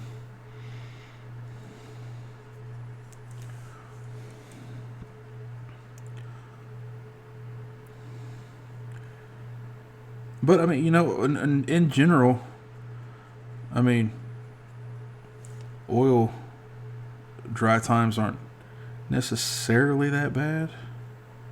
Because I mean, we painted this first thing, and I mean, I'm already touching it. I'm not going to touch literally what I just put oil down on, but I mean, it's not bad.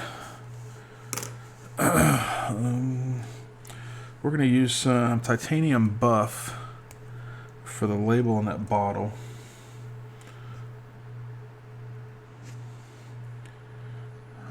And then we might try to go in and put some scribbles on it later. We'll get another small brush here. This one looks good.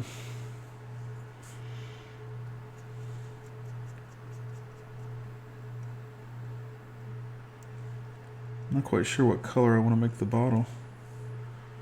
I might go back into that pearline black like I did on the pistol.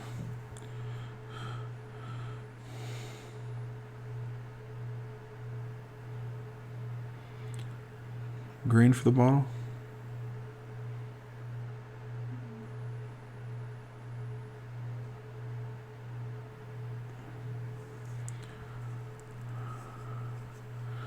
Alright, we can do green for the bottle.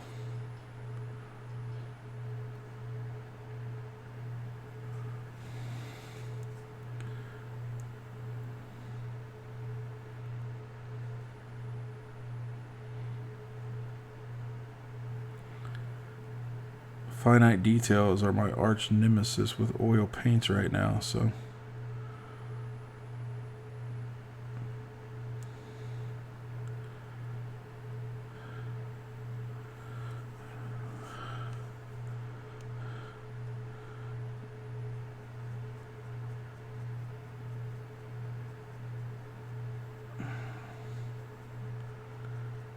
got a little bit of gold on there.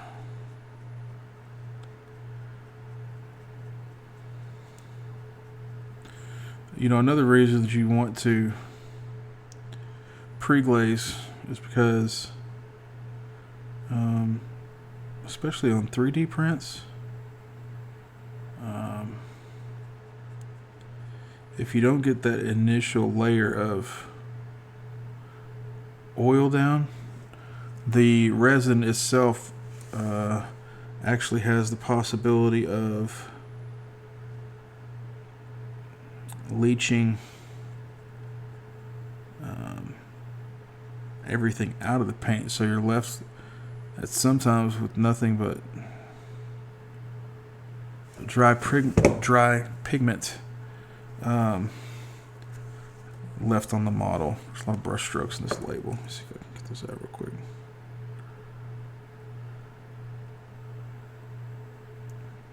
And when you get nothing but the dry pigment, that's where it gets that real chalky look, which you don't want. So I think I'm going to take some of that yellow that we used on the rope, and I think that's what I'm going to paint the cork to the bottle with.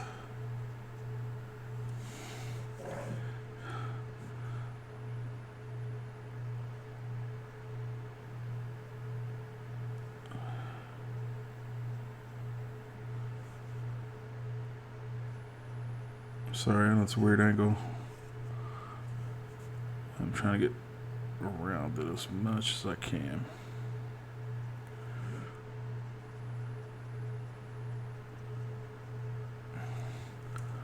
I think that's good. Now, for the green for the bottle. What do we have for greens?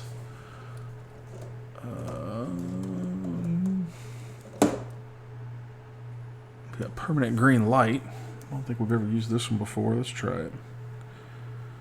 Now this is by... It's got a cap. What? There we go. Okay, that's interesting. Alright. Well, you've ever seen a cardboard cap instead of paint tube before. Now this is by Grumbacher. It's their Academy line. This is from Hobby Lobby. And this is a student grade. Goodness. We might not be using this. Holy cow, this could be messy. Woo! There we go. Yep, that's what I was afraid of. Alright.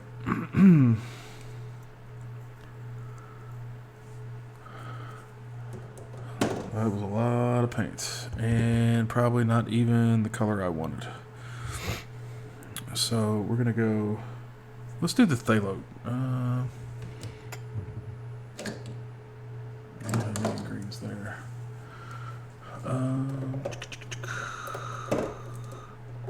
What do we have? There's gray. And is that really the only green I've got? No, can't be. Well, I guess it can be. What is this? Here we go. We haven't used this one before. Oxide of chromium. Let's try this. See what it looks like. I think that might be more like it. Yeah, I think that's what we're looking for.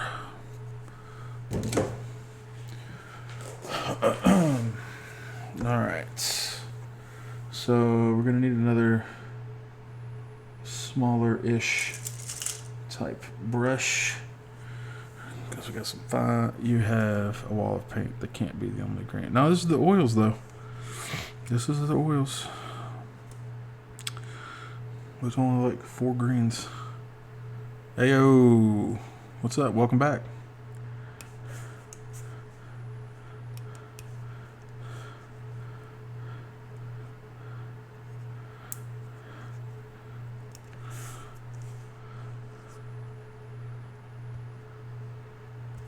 Green flame? No. No green flame.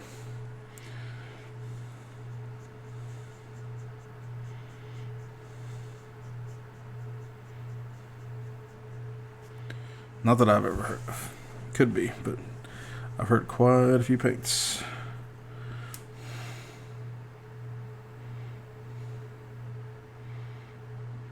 Ooh, I like this green.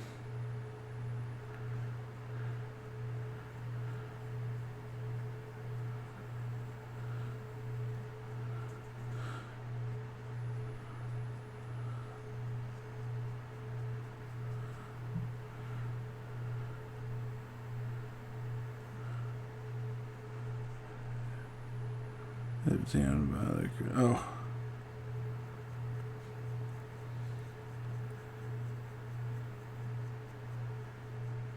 Yeah, this is... I kind of like that green.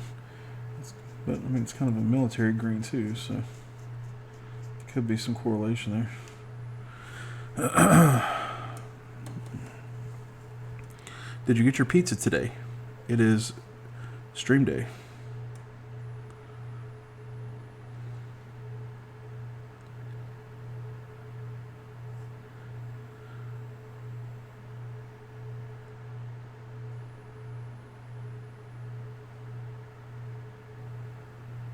No pizza until Saturday. You could always have the argument that there's no stream on Saturday.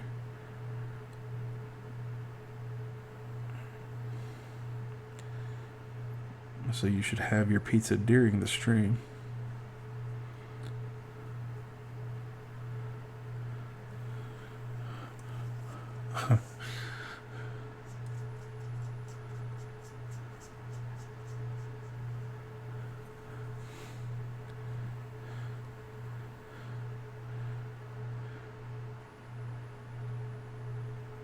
Saturdays and Kickstarter launches, I'm on pizza.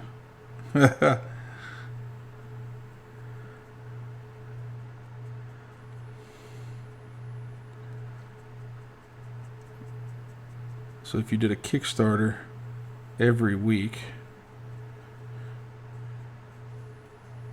then that means you'd get pizza twice a week.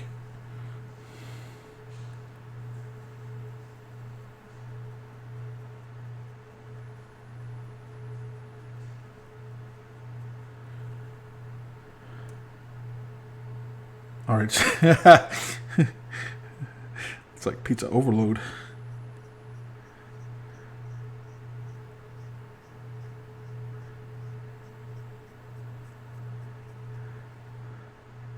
But then you make it say.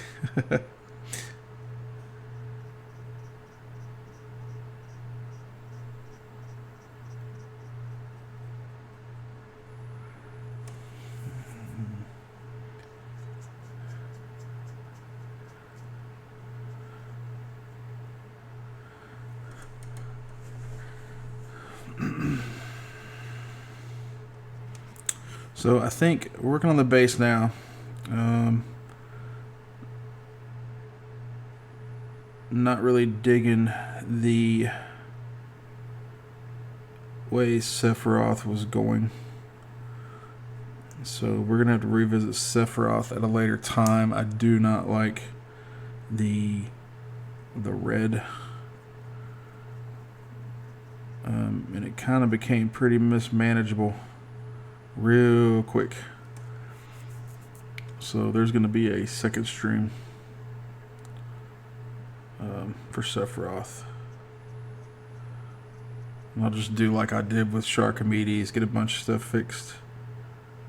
And just do a touch-up stream.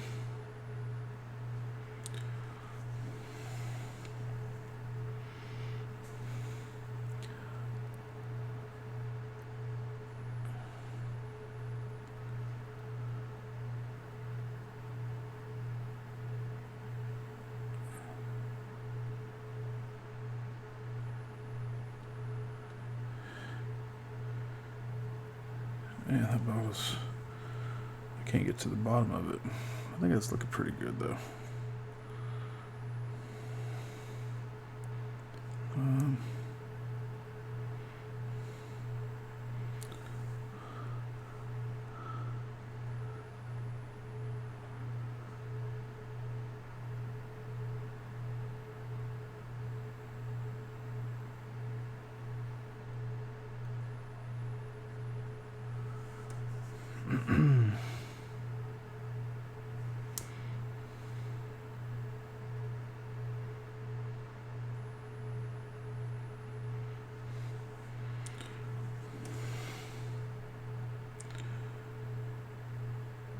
There's a nice little lip on that label,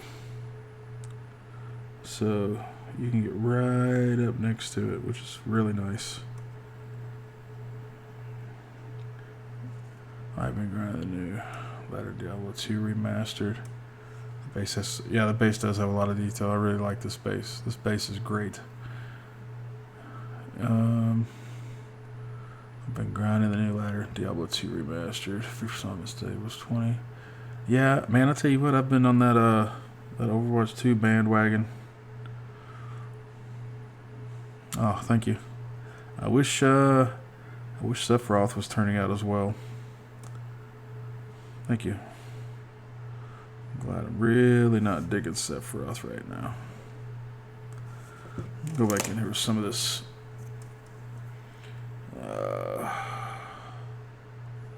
This.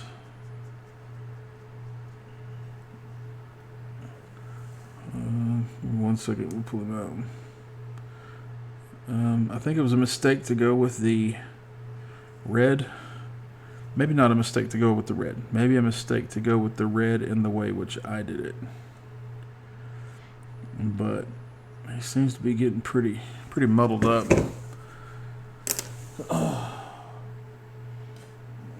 But I'm not real happy with him. So we're gonna let him set a little bit. Yeah, he is actually ugly. I'm not liking him at all. I was talking to the wife about this. I'm not digging it at all.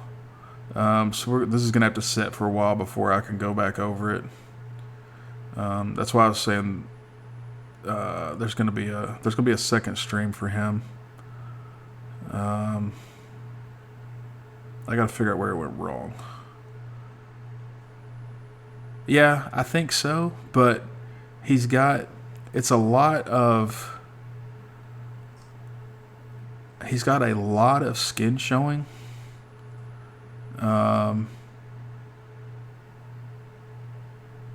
Yeah, I think that does add some good contrast and it separates it. But, and I don't know, maybe it's just me. This is a lot of skin to be showing. That's not a human skin tone, and that could be part of it.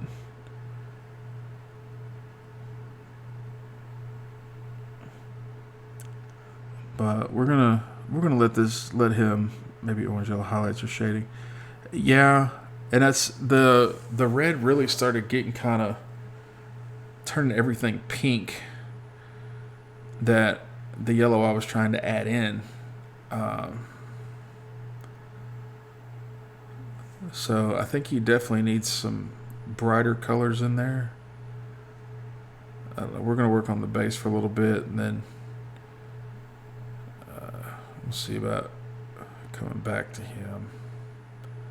But yeah, I'm not digging it right now. I'm pretty pleased with the gun, the way it's coming out. Got some cleanup on it. I mean, even that red, I mean, it was a lot more of a staining color than I thought. Because usually metallics don't even get stained this bad.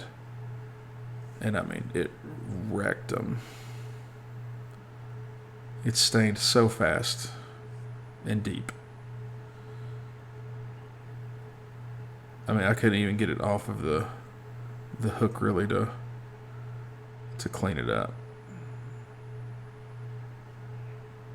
So, and it's such an overwhelming red that the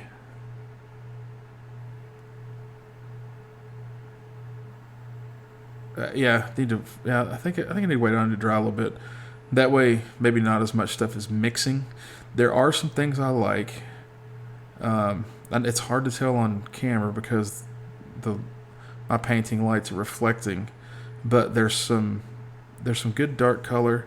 I think if I could get the whole thing to kind of turn out like this arm, send some phone pics. Yeah, I can send you some pics later for sure. I kind of like the way this arm's going.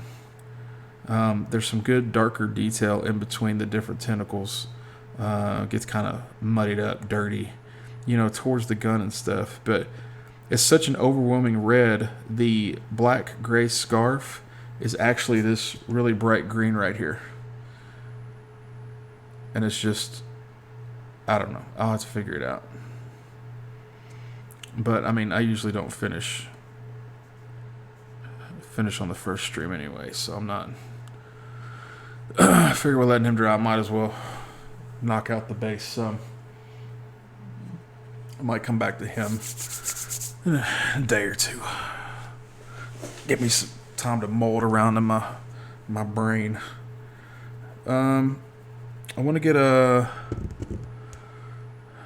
reinforce in between the boards here, and I want to do something with this open area right here where the board's missing. I'd kind of like to make that look like black. That way maybe it looks like a hole. But I want to use an actual black. I don't want to use I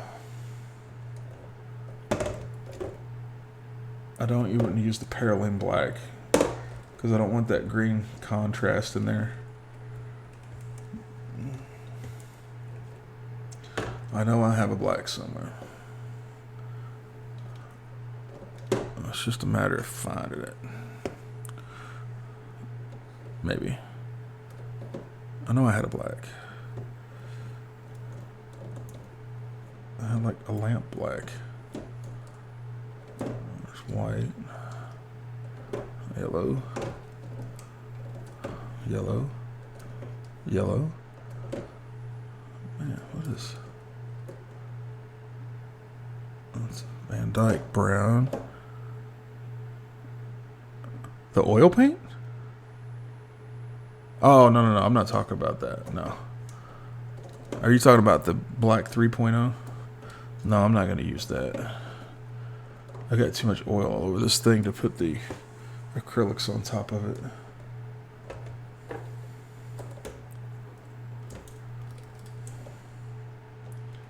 Maybe a dark blue? No, that won't work either. No, I can't use that right now. Ah, black spinel. Here we go.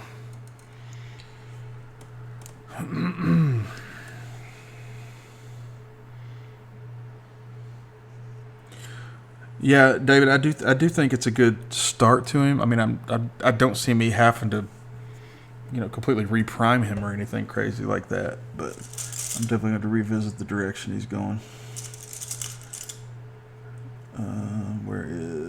Here's this. We use this brush.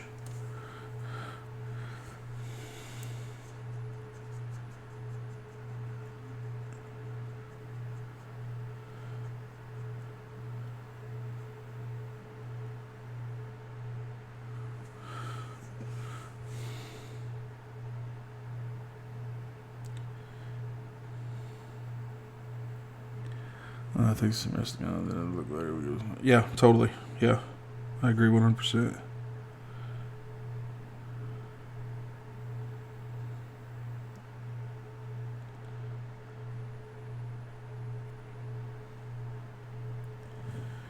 Now this black spinel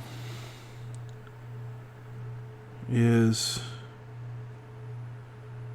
as far as I know, the only flat black oil paint.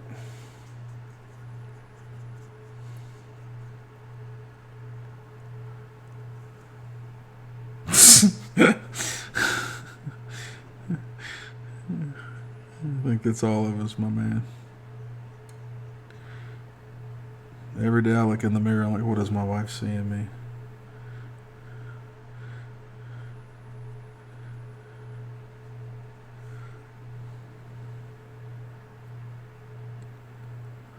We're pretty poor.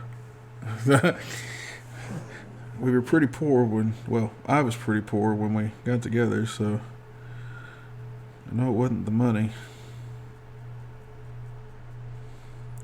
Not far above that now, so I know it's still not the money, so.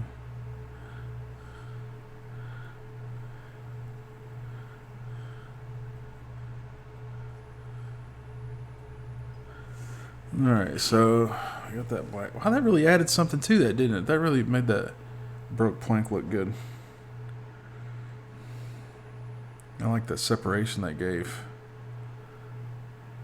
I kind of want those. I'm glad you think I'm hot.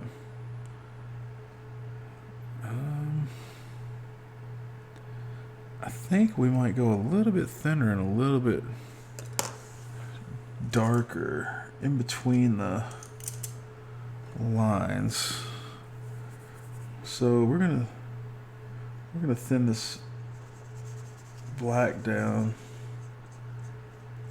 so we can get a really good sharp point on our brush. And we're going to touch the bottle so we can take some paint off that. I'm just going to drag this through there ever so slightly.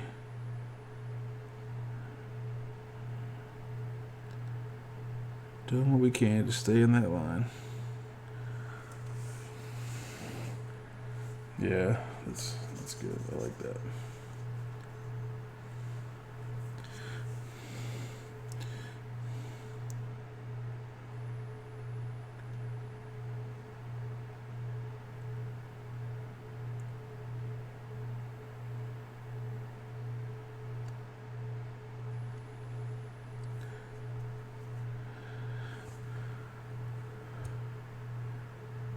Let's do that out a little bit more.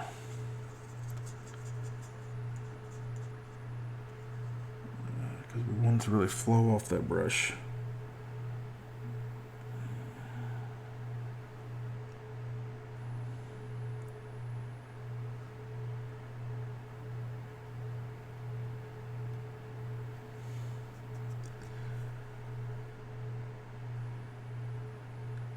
There we go. Yeah, I think that looks good. I don't know how much you can tell from the camera, but it was actually pretty. Some of the pre-glaze had actually not gotten down in there, so.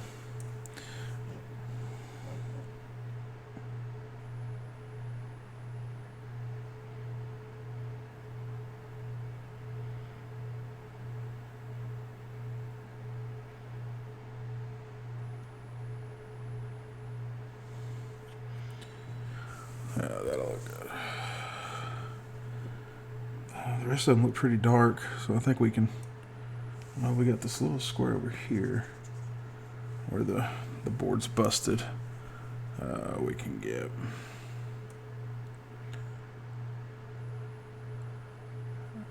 I think we're just gonna.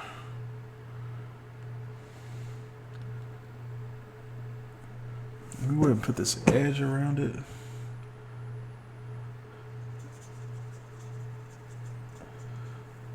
And I normally wouldn't thin it this much, but I really want it to flow off that brush. without hanging.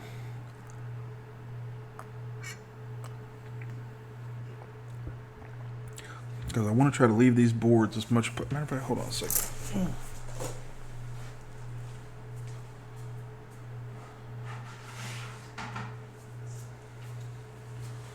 All right. Here we go.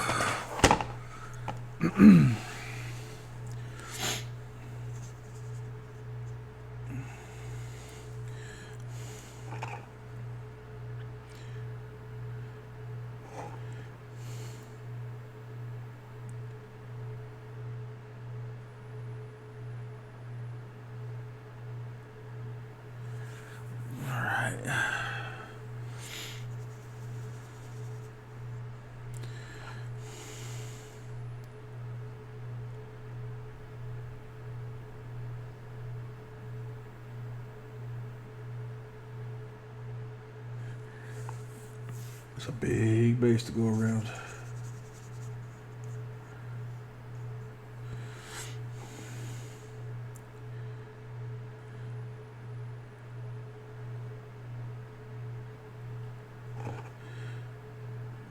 Get in there.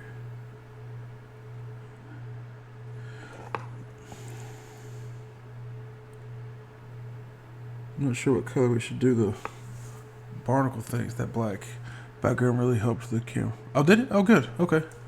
Good.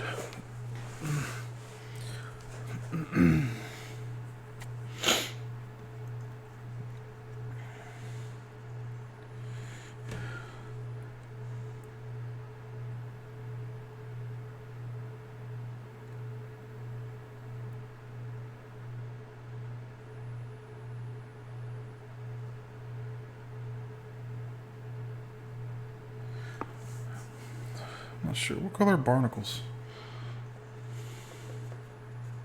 Anybody know? Question to chat. What color are barnacles?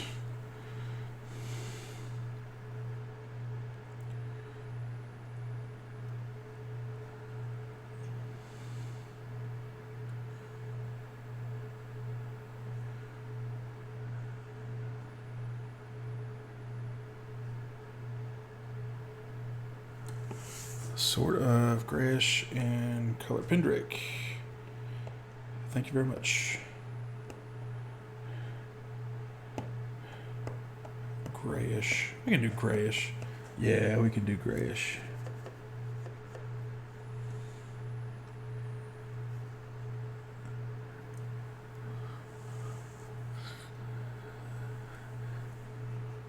I know it's hard to tell. All I'm really doing right now is I'm going around and just putting the black edge up around the planks. I'm trying to be careful because I want some good separation there, and I want the planks to look like they're sitting on top of the base itself. So we want to be kind of careful. Lift them out a little bit more.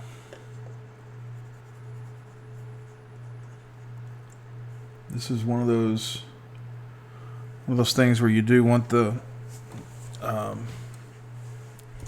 I like the paint in this situation kind of as thin as I do the pre-glaze with, because it just lays down easier.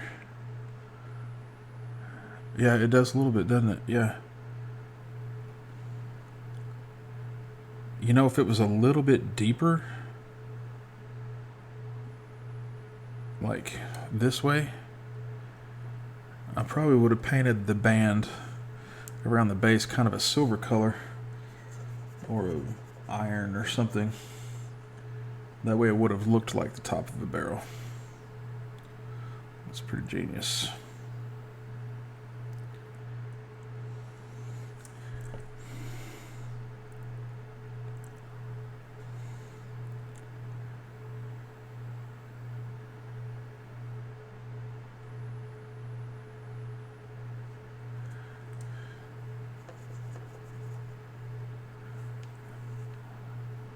I guess later on down the road I could fashion my own, but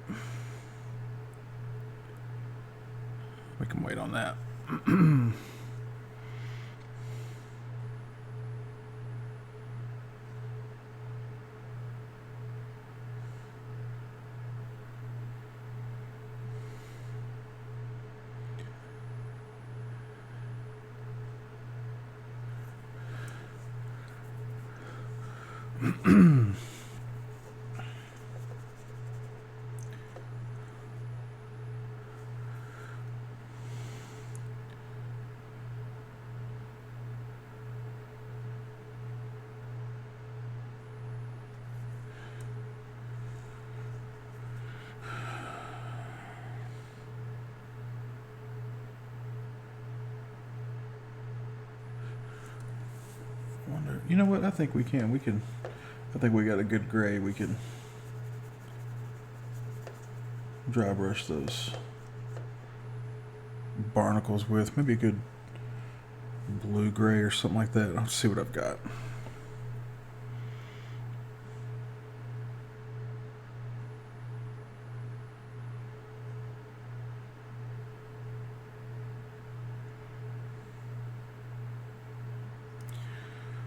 We can get in here.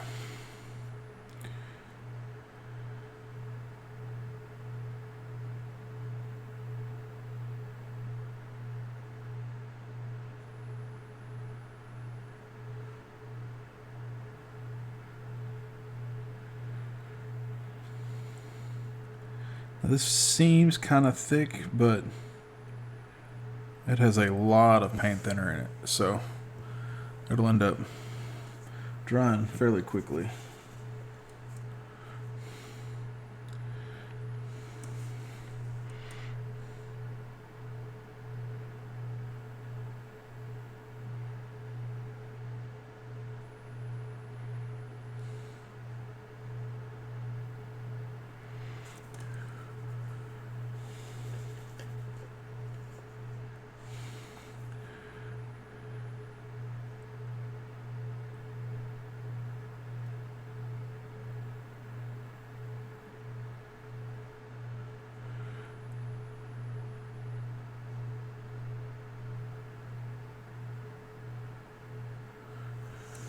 I like that there's so much incorporated into this base, even on the sides.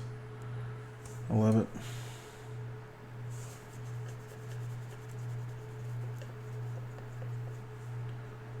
Really is an amazing base.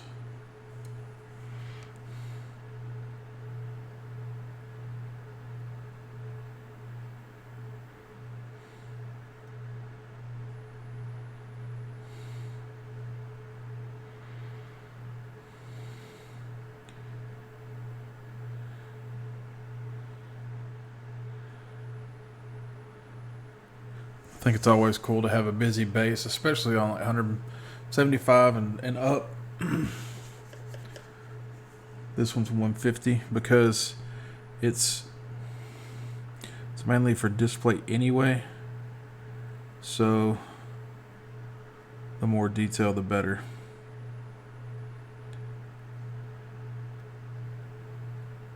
Because when it's sitting up on the shelf, you kind of want everything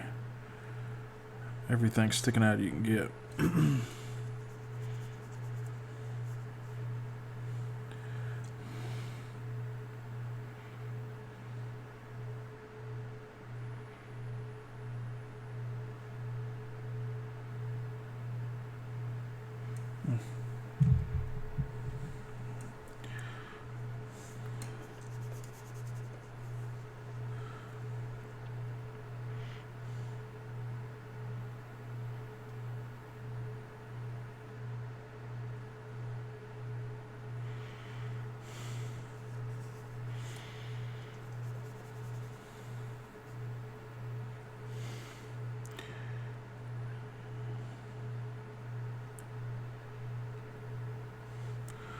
Trying to think these planks in between the planks all the way out to the edge, because I think it makes them look like they're more attached. I think it really separates it from looking like just one solid piece.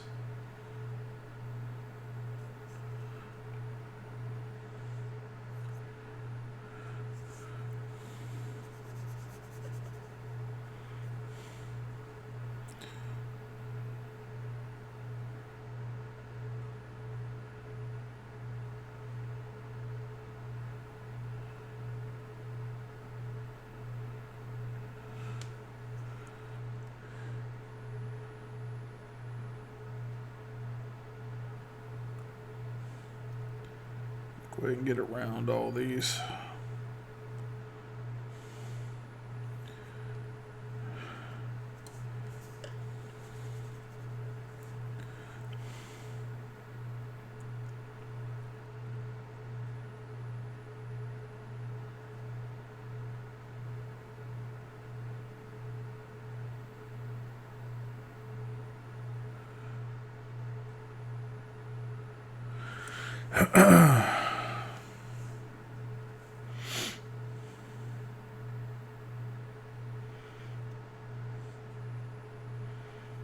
If you find you're missing some oil paint in an area, just slide it over from another area. That easy.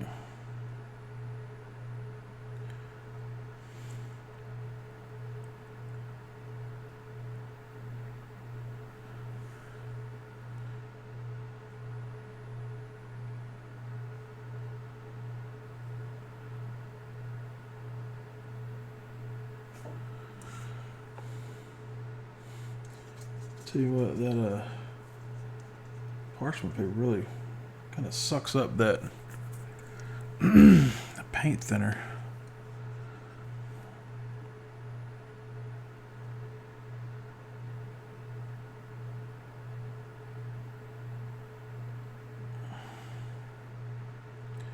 I don't remember it going quite that fast on the glass palette.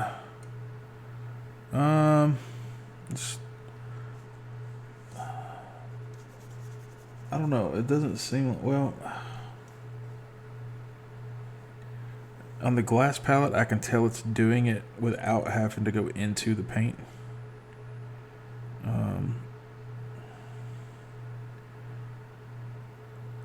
Here, I don't realize the paint's drying up until I go to use it.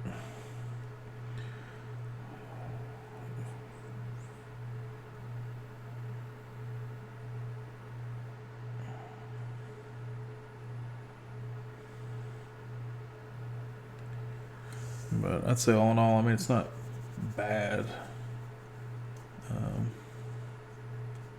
I think I do like the glass palette better, though.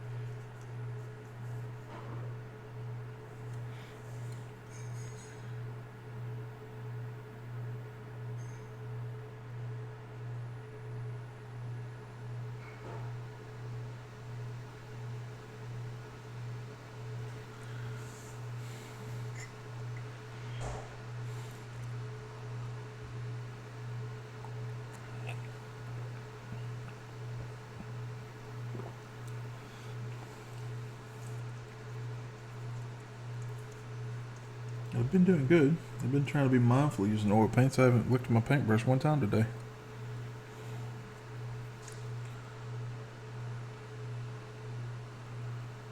Usually I'm a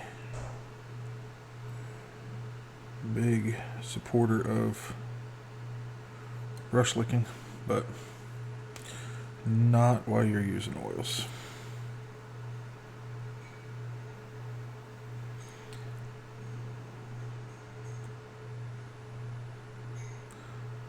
I got covered up a little too much.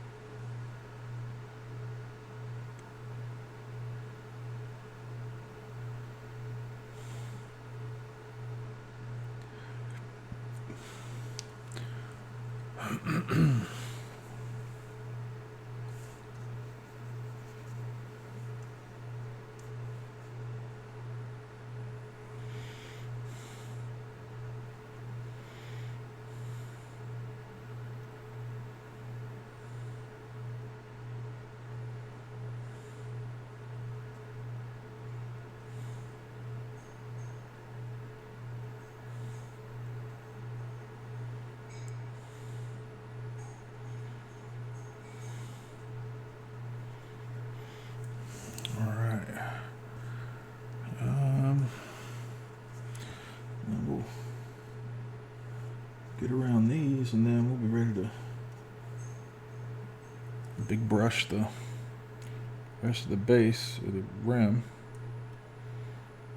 and start on that color for the barnacles.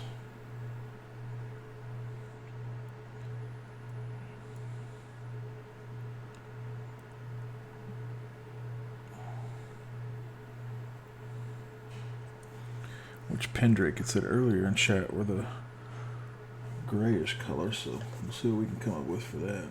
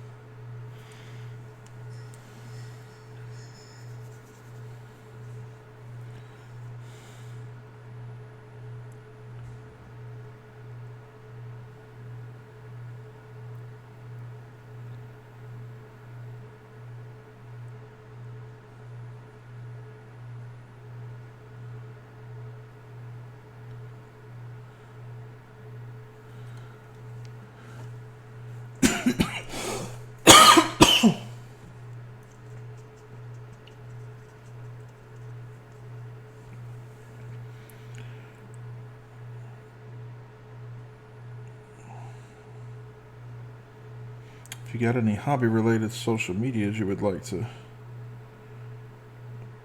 show off, please feel free.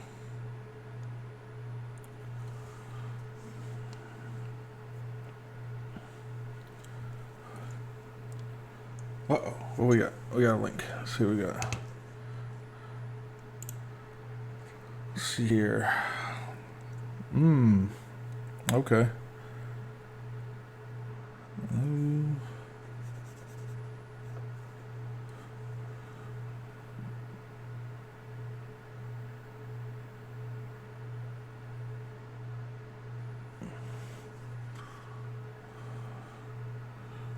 Yeah, I think we can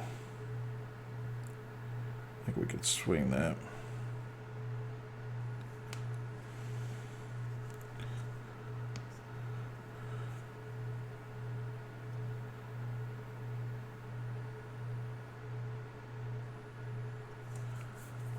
Yeah, we could do that. Appreciate that.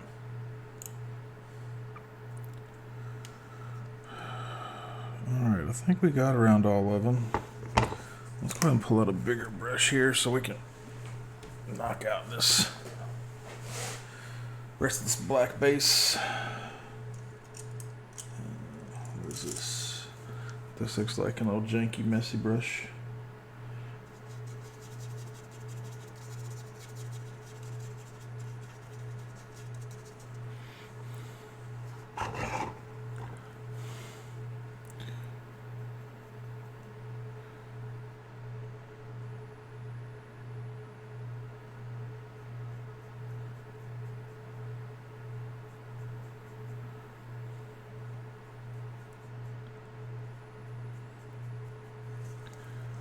And that is the whole reason we go ahead and get that outline.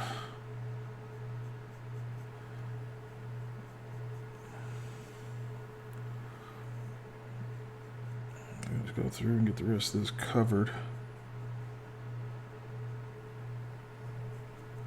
without worrying about damaging anything else. Well, not damaging, but having to repaint anything else.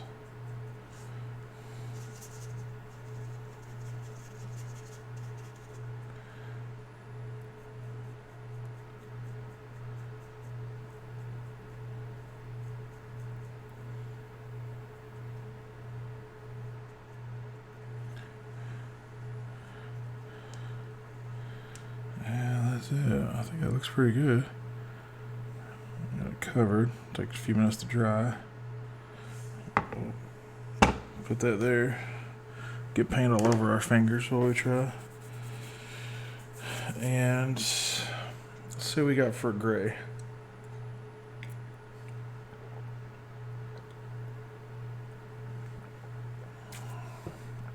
really like the way that base is looking. Alright, what do we got here? Let's see. Not titanium white.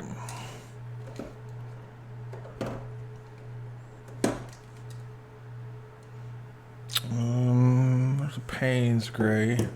Thank you. I want to go a little bit lighter than that, though. Actually, you know what? I wonder. There's a phthalo cool gray. I kind of like that blue that's in it. That would really break everything up a little bit.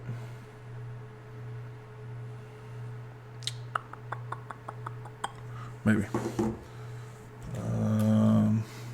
There's a neutral gray. There's a phthalo warm gray.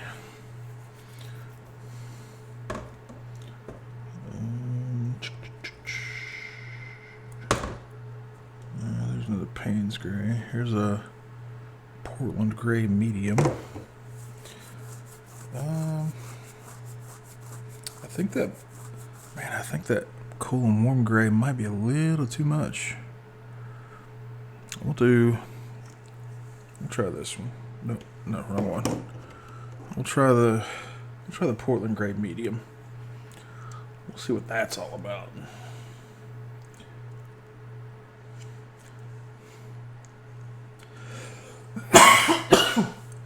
Excuse me.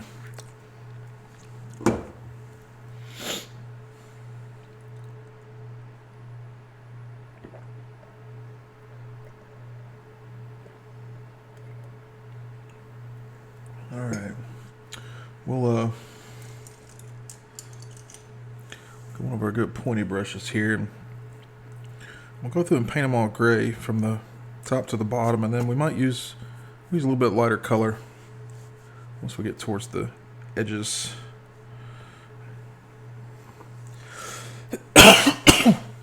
No, I'm good. Thank you, wife.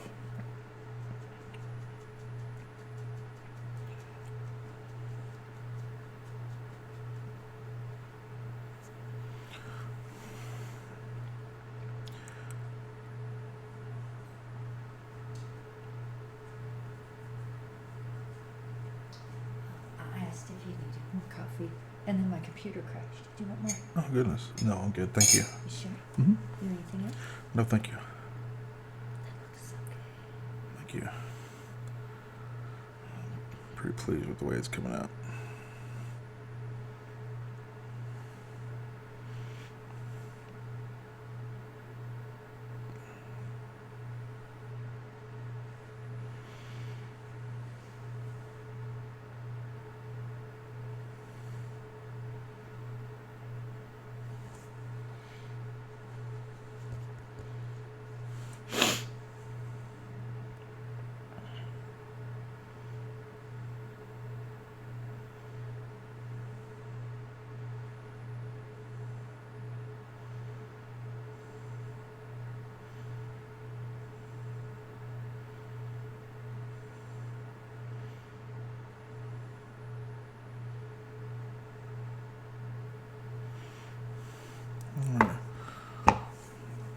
Oh, it's here.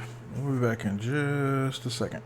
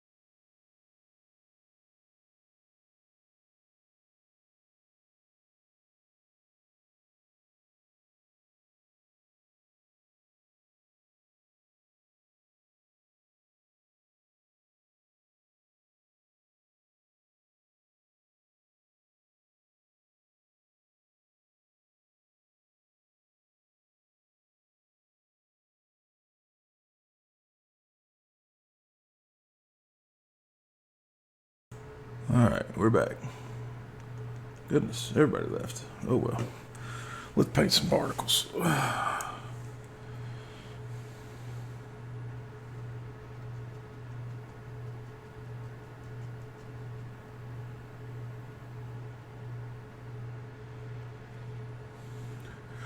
Oh, thank you.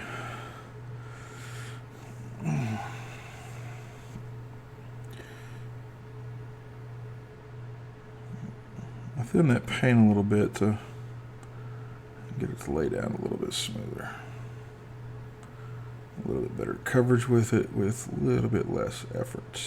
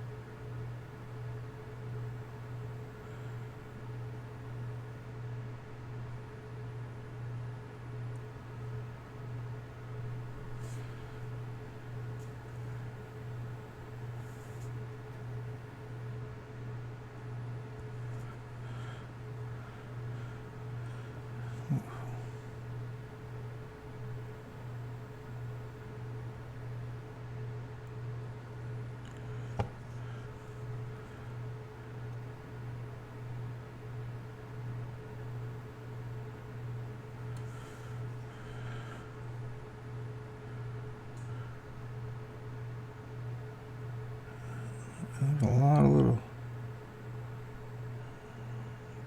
barnacles on this base.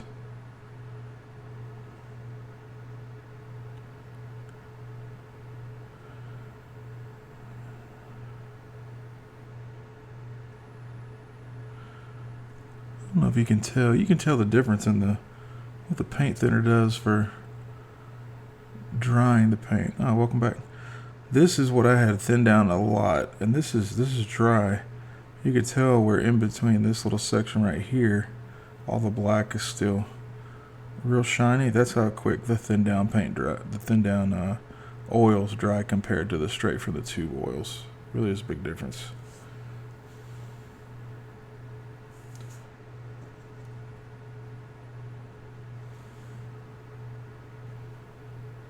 No, it's not.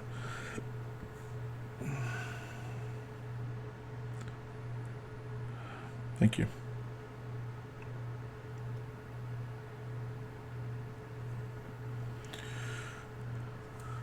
Hardest part is just manipulating the piece in your hand to not keep touching or rub away what you've already painted.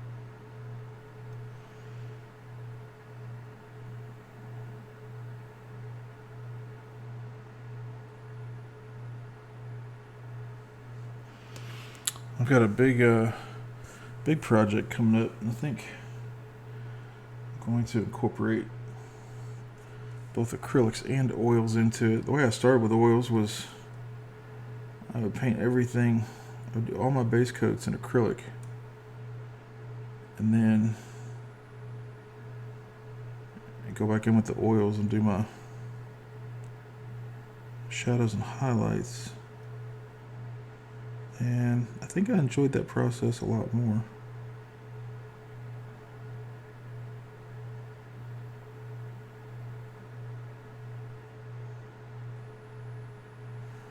So we might go back to that process for the large projects I've got coming up.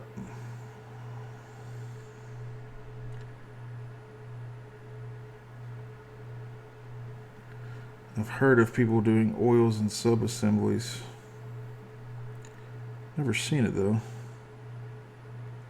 I can understand how it'd be difficult to do. Hey, what's up, champ?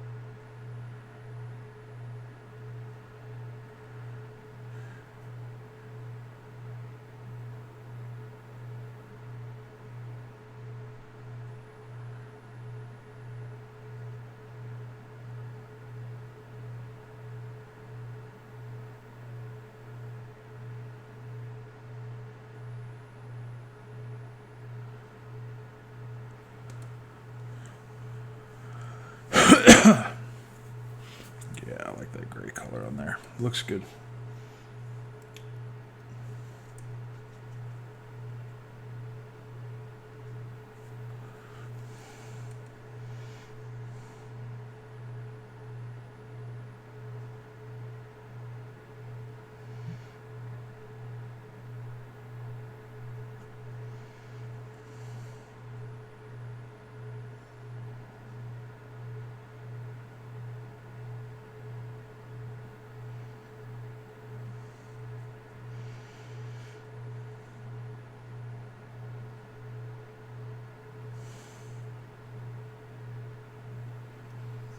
That's weird.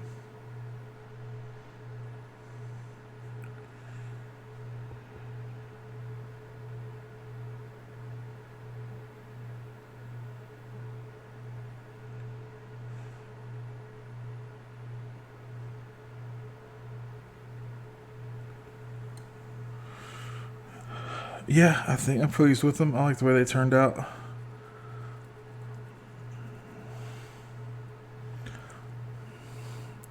Pretty pleased.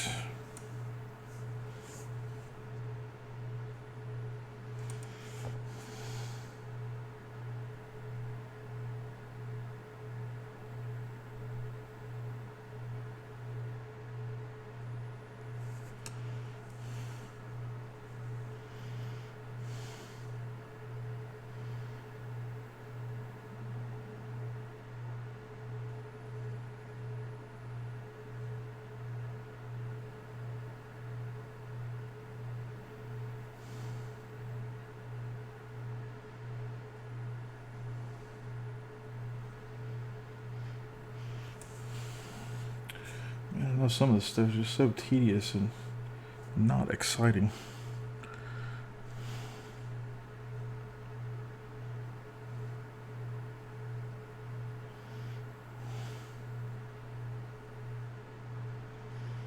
But I guess if every aspect of painting was exciting, everybody would do it.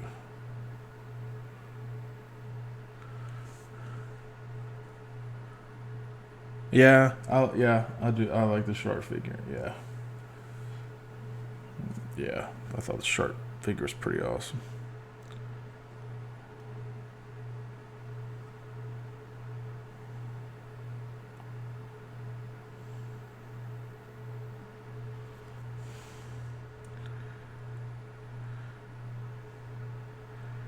Yeah, that's all I'm doing.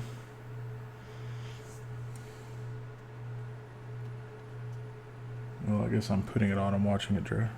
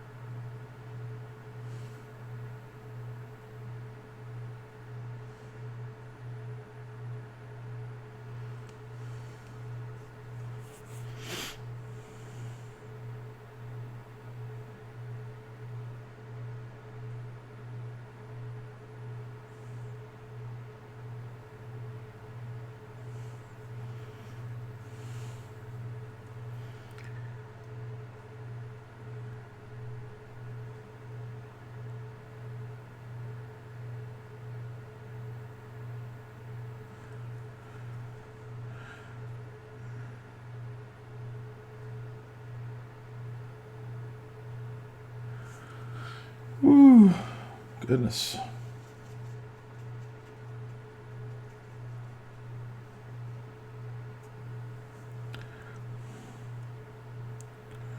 That's a lot of these little suckers.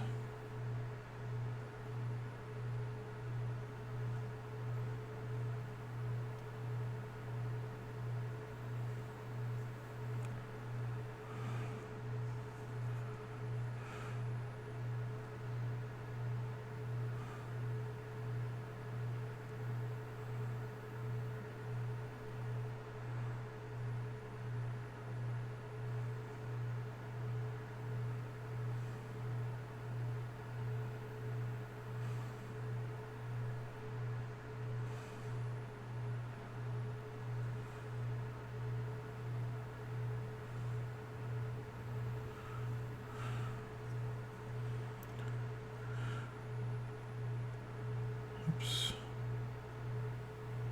Let's switch that up.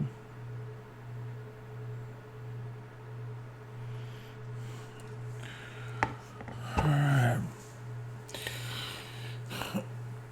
Yeah, I like the way those are gray. I think it gives good contrast in some areas. I like it.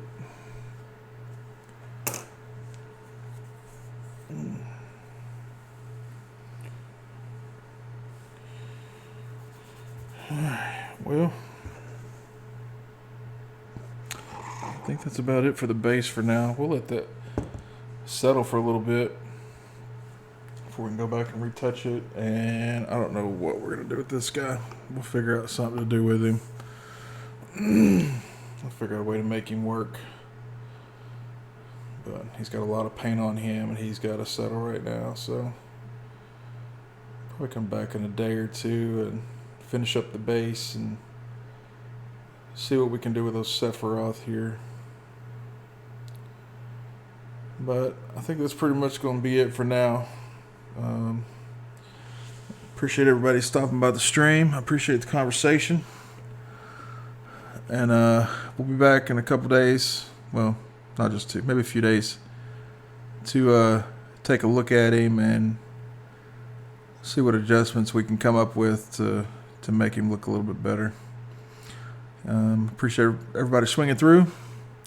Hope everybody has a great rest of your Monday. And we will see you all again soon.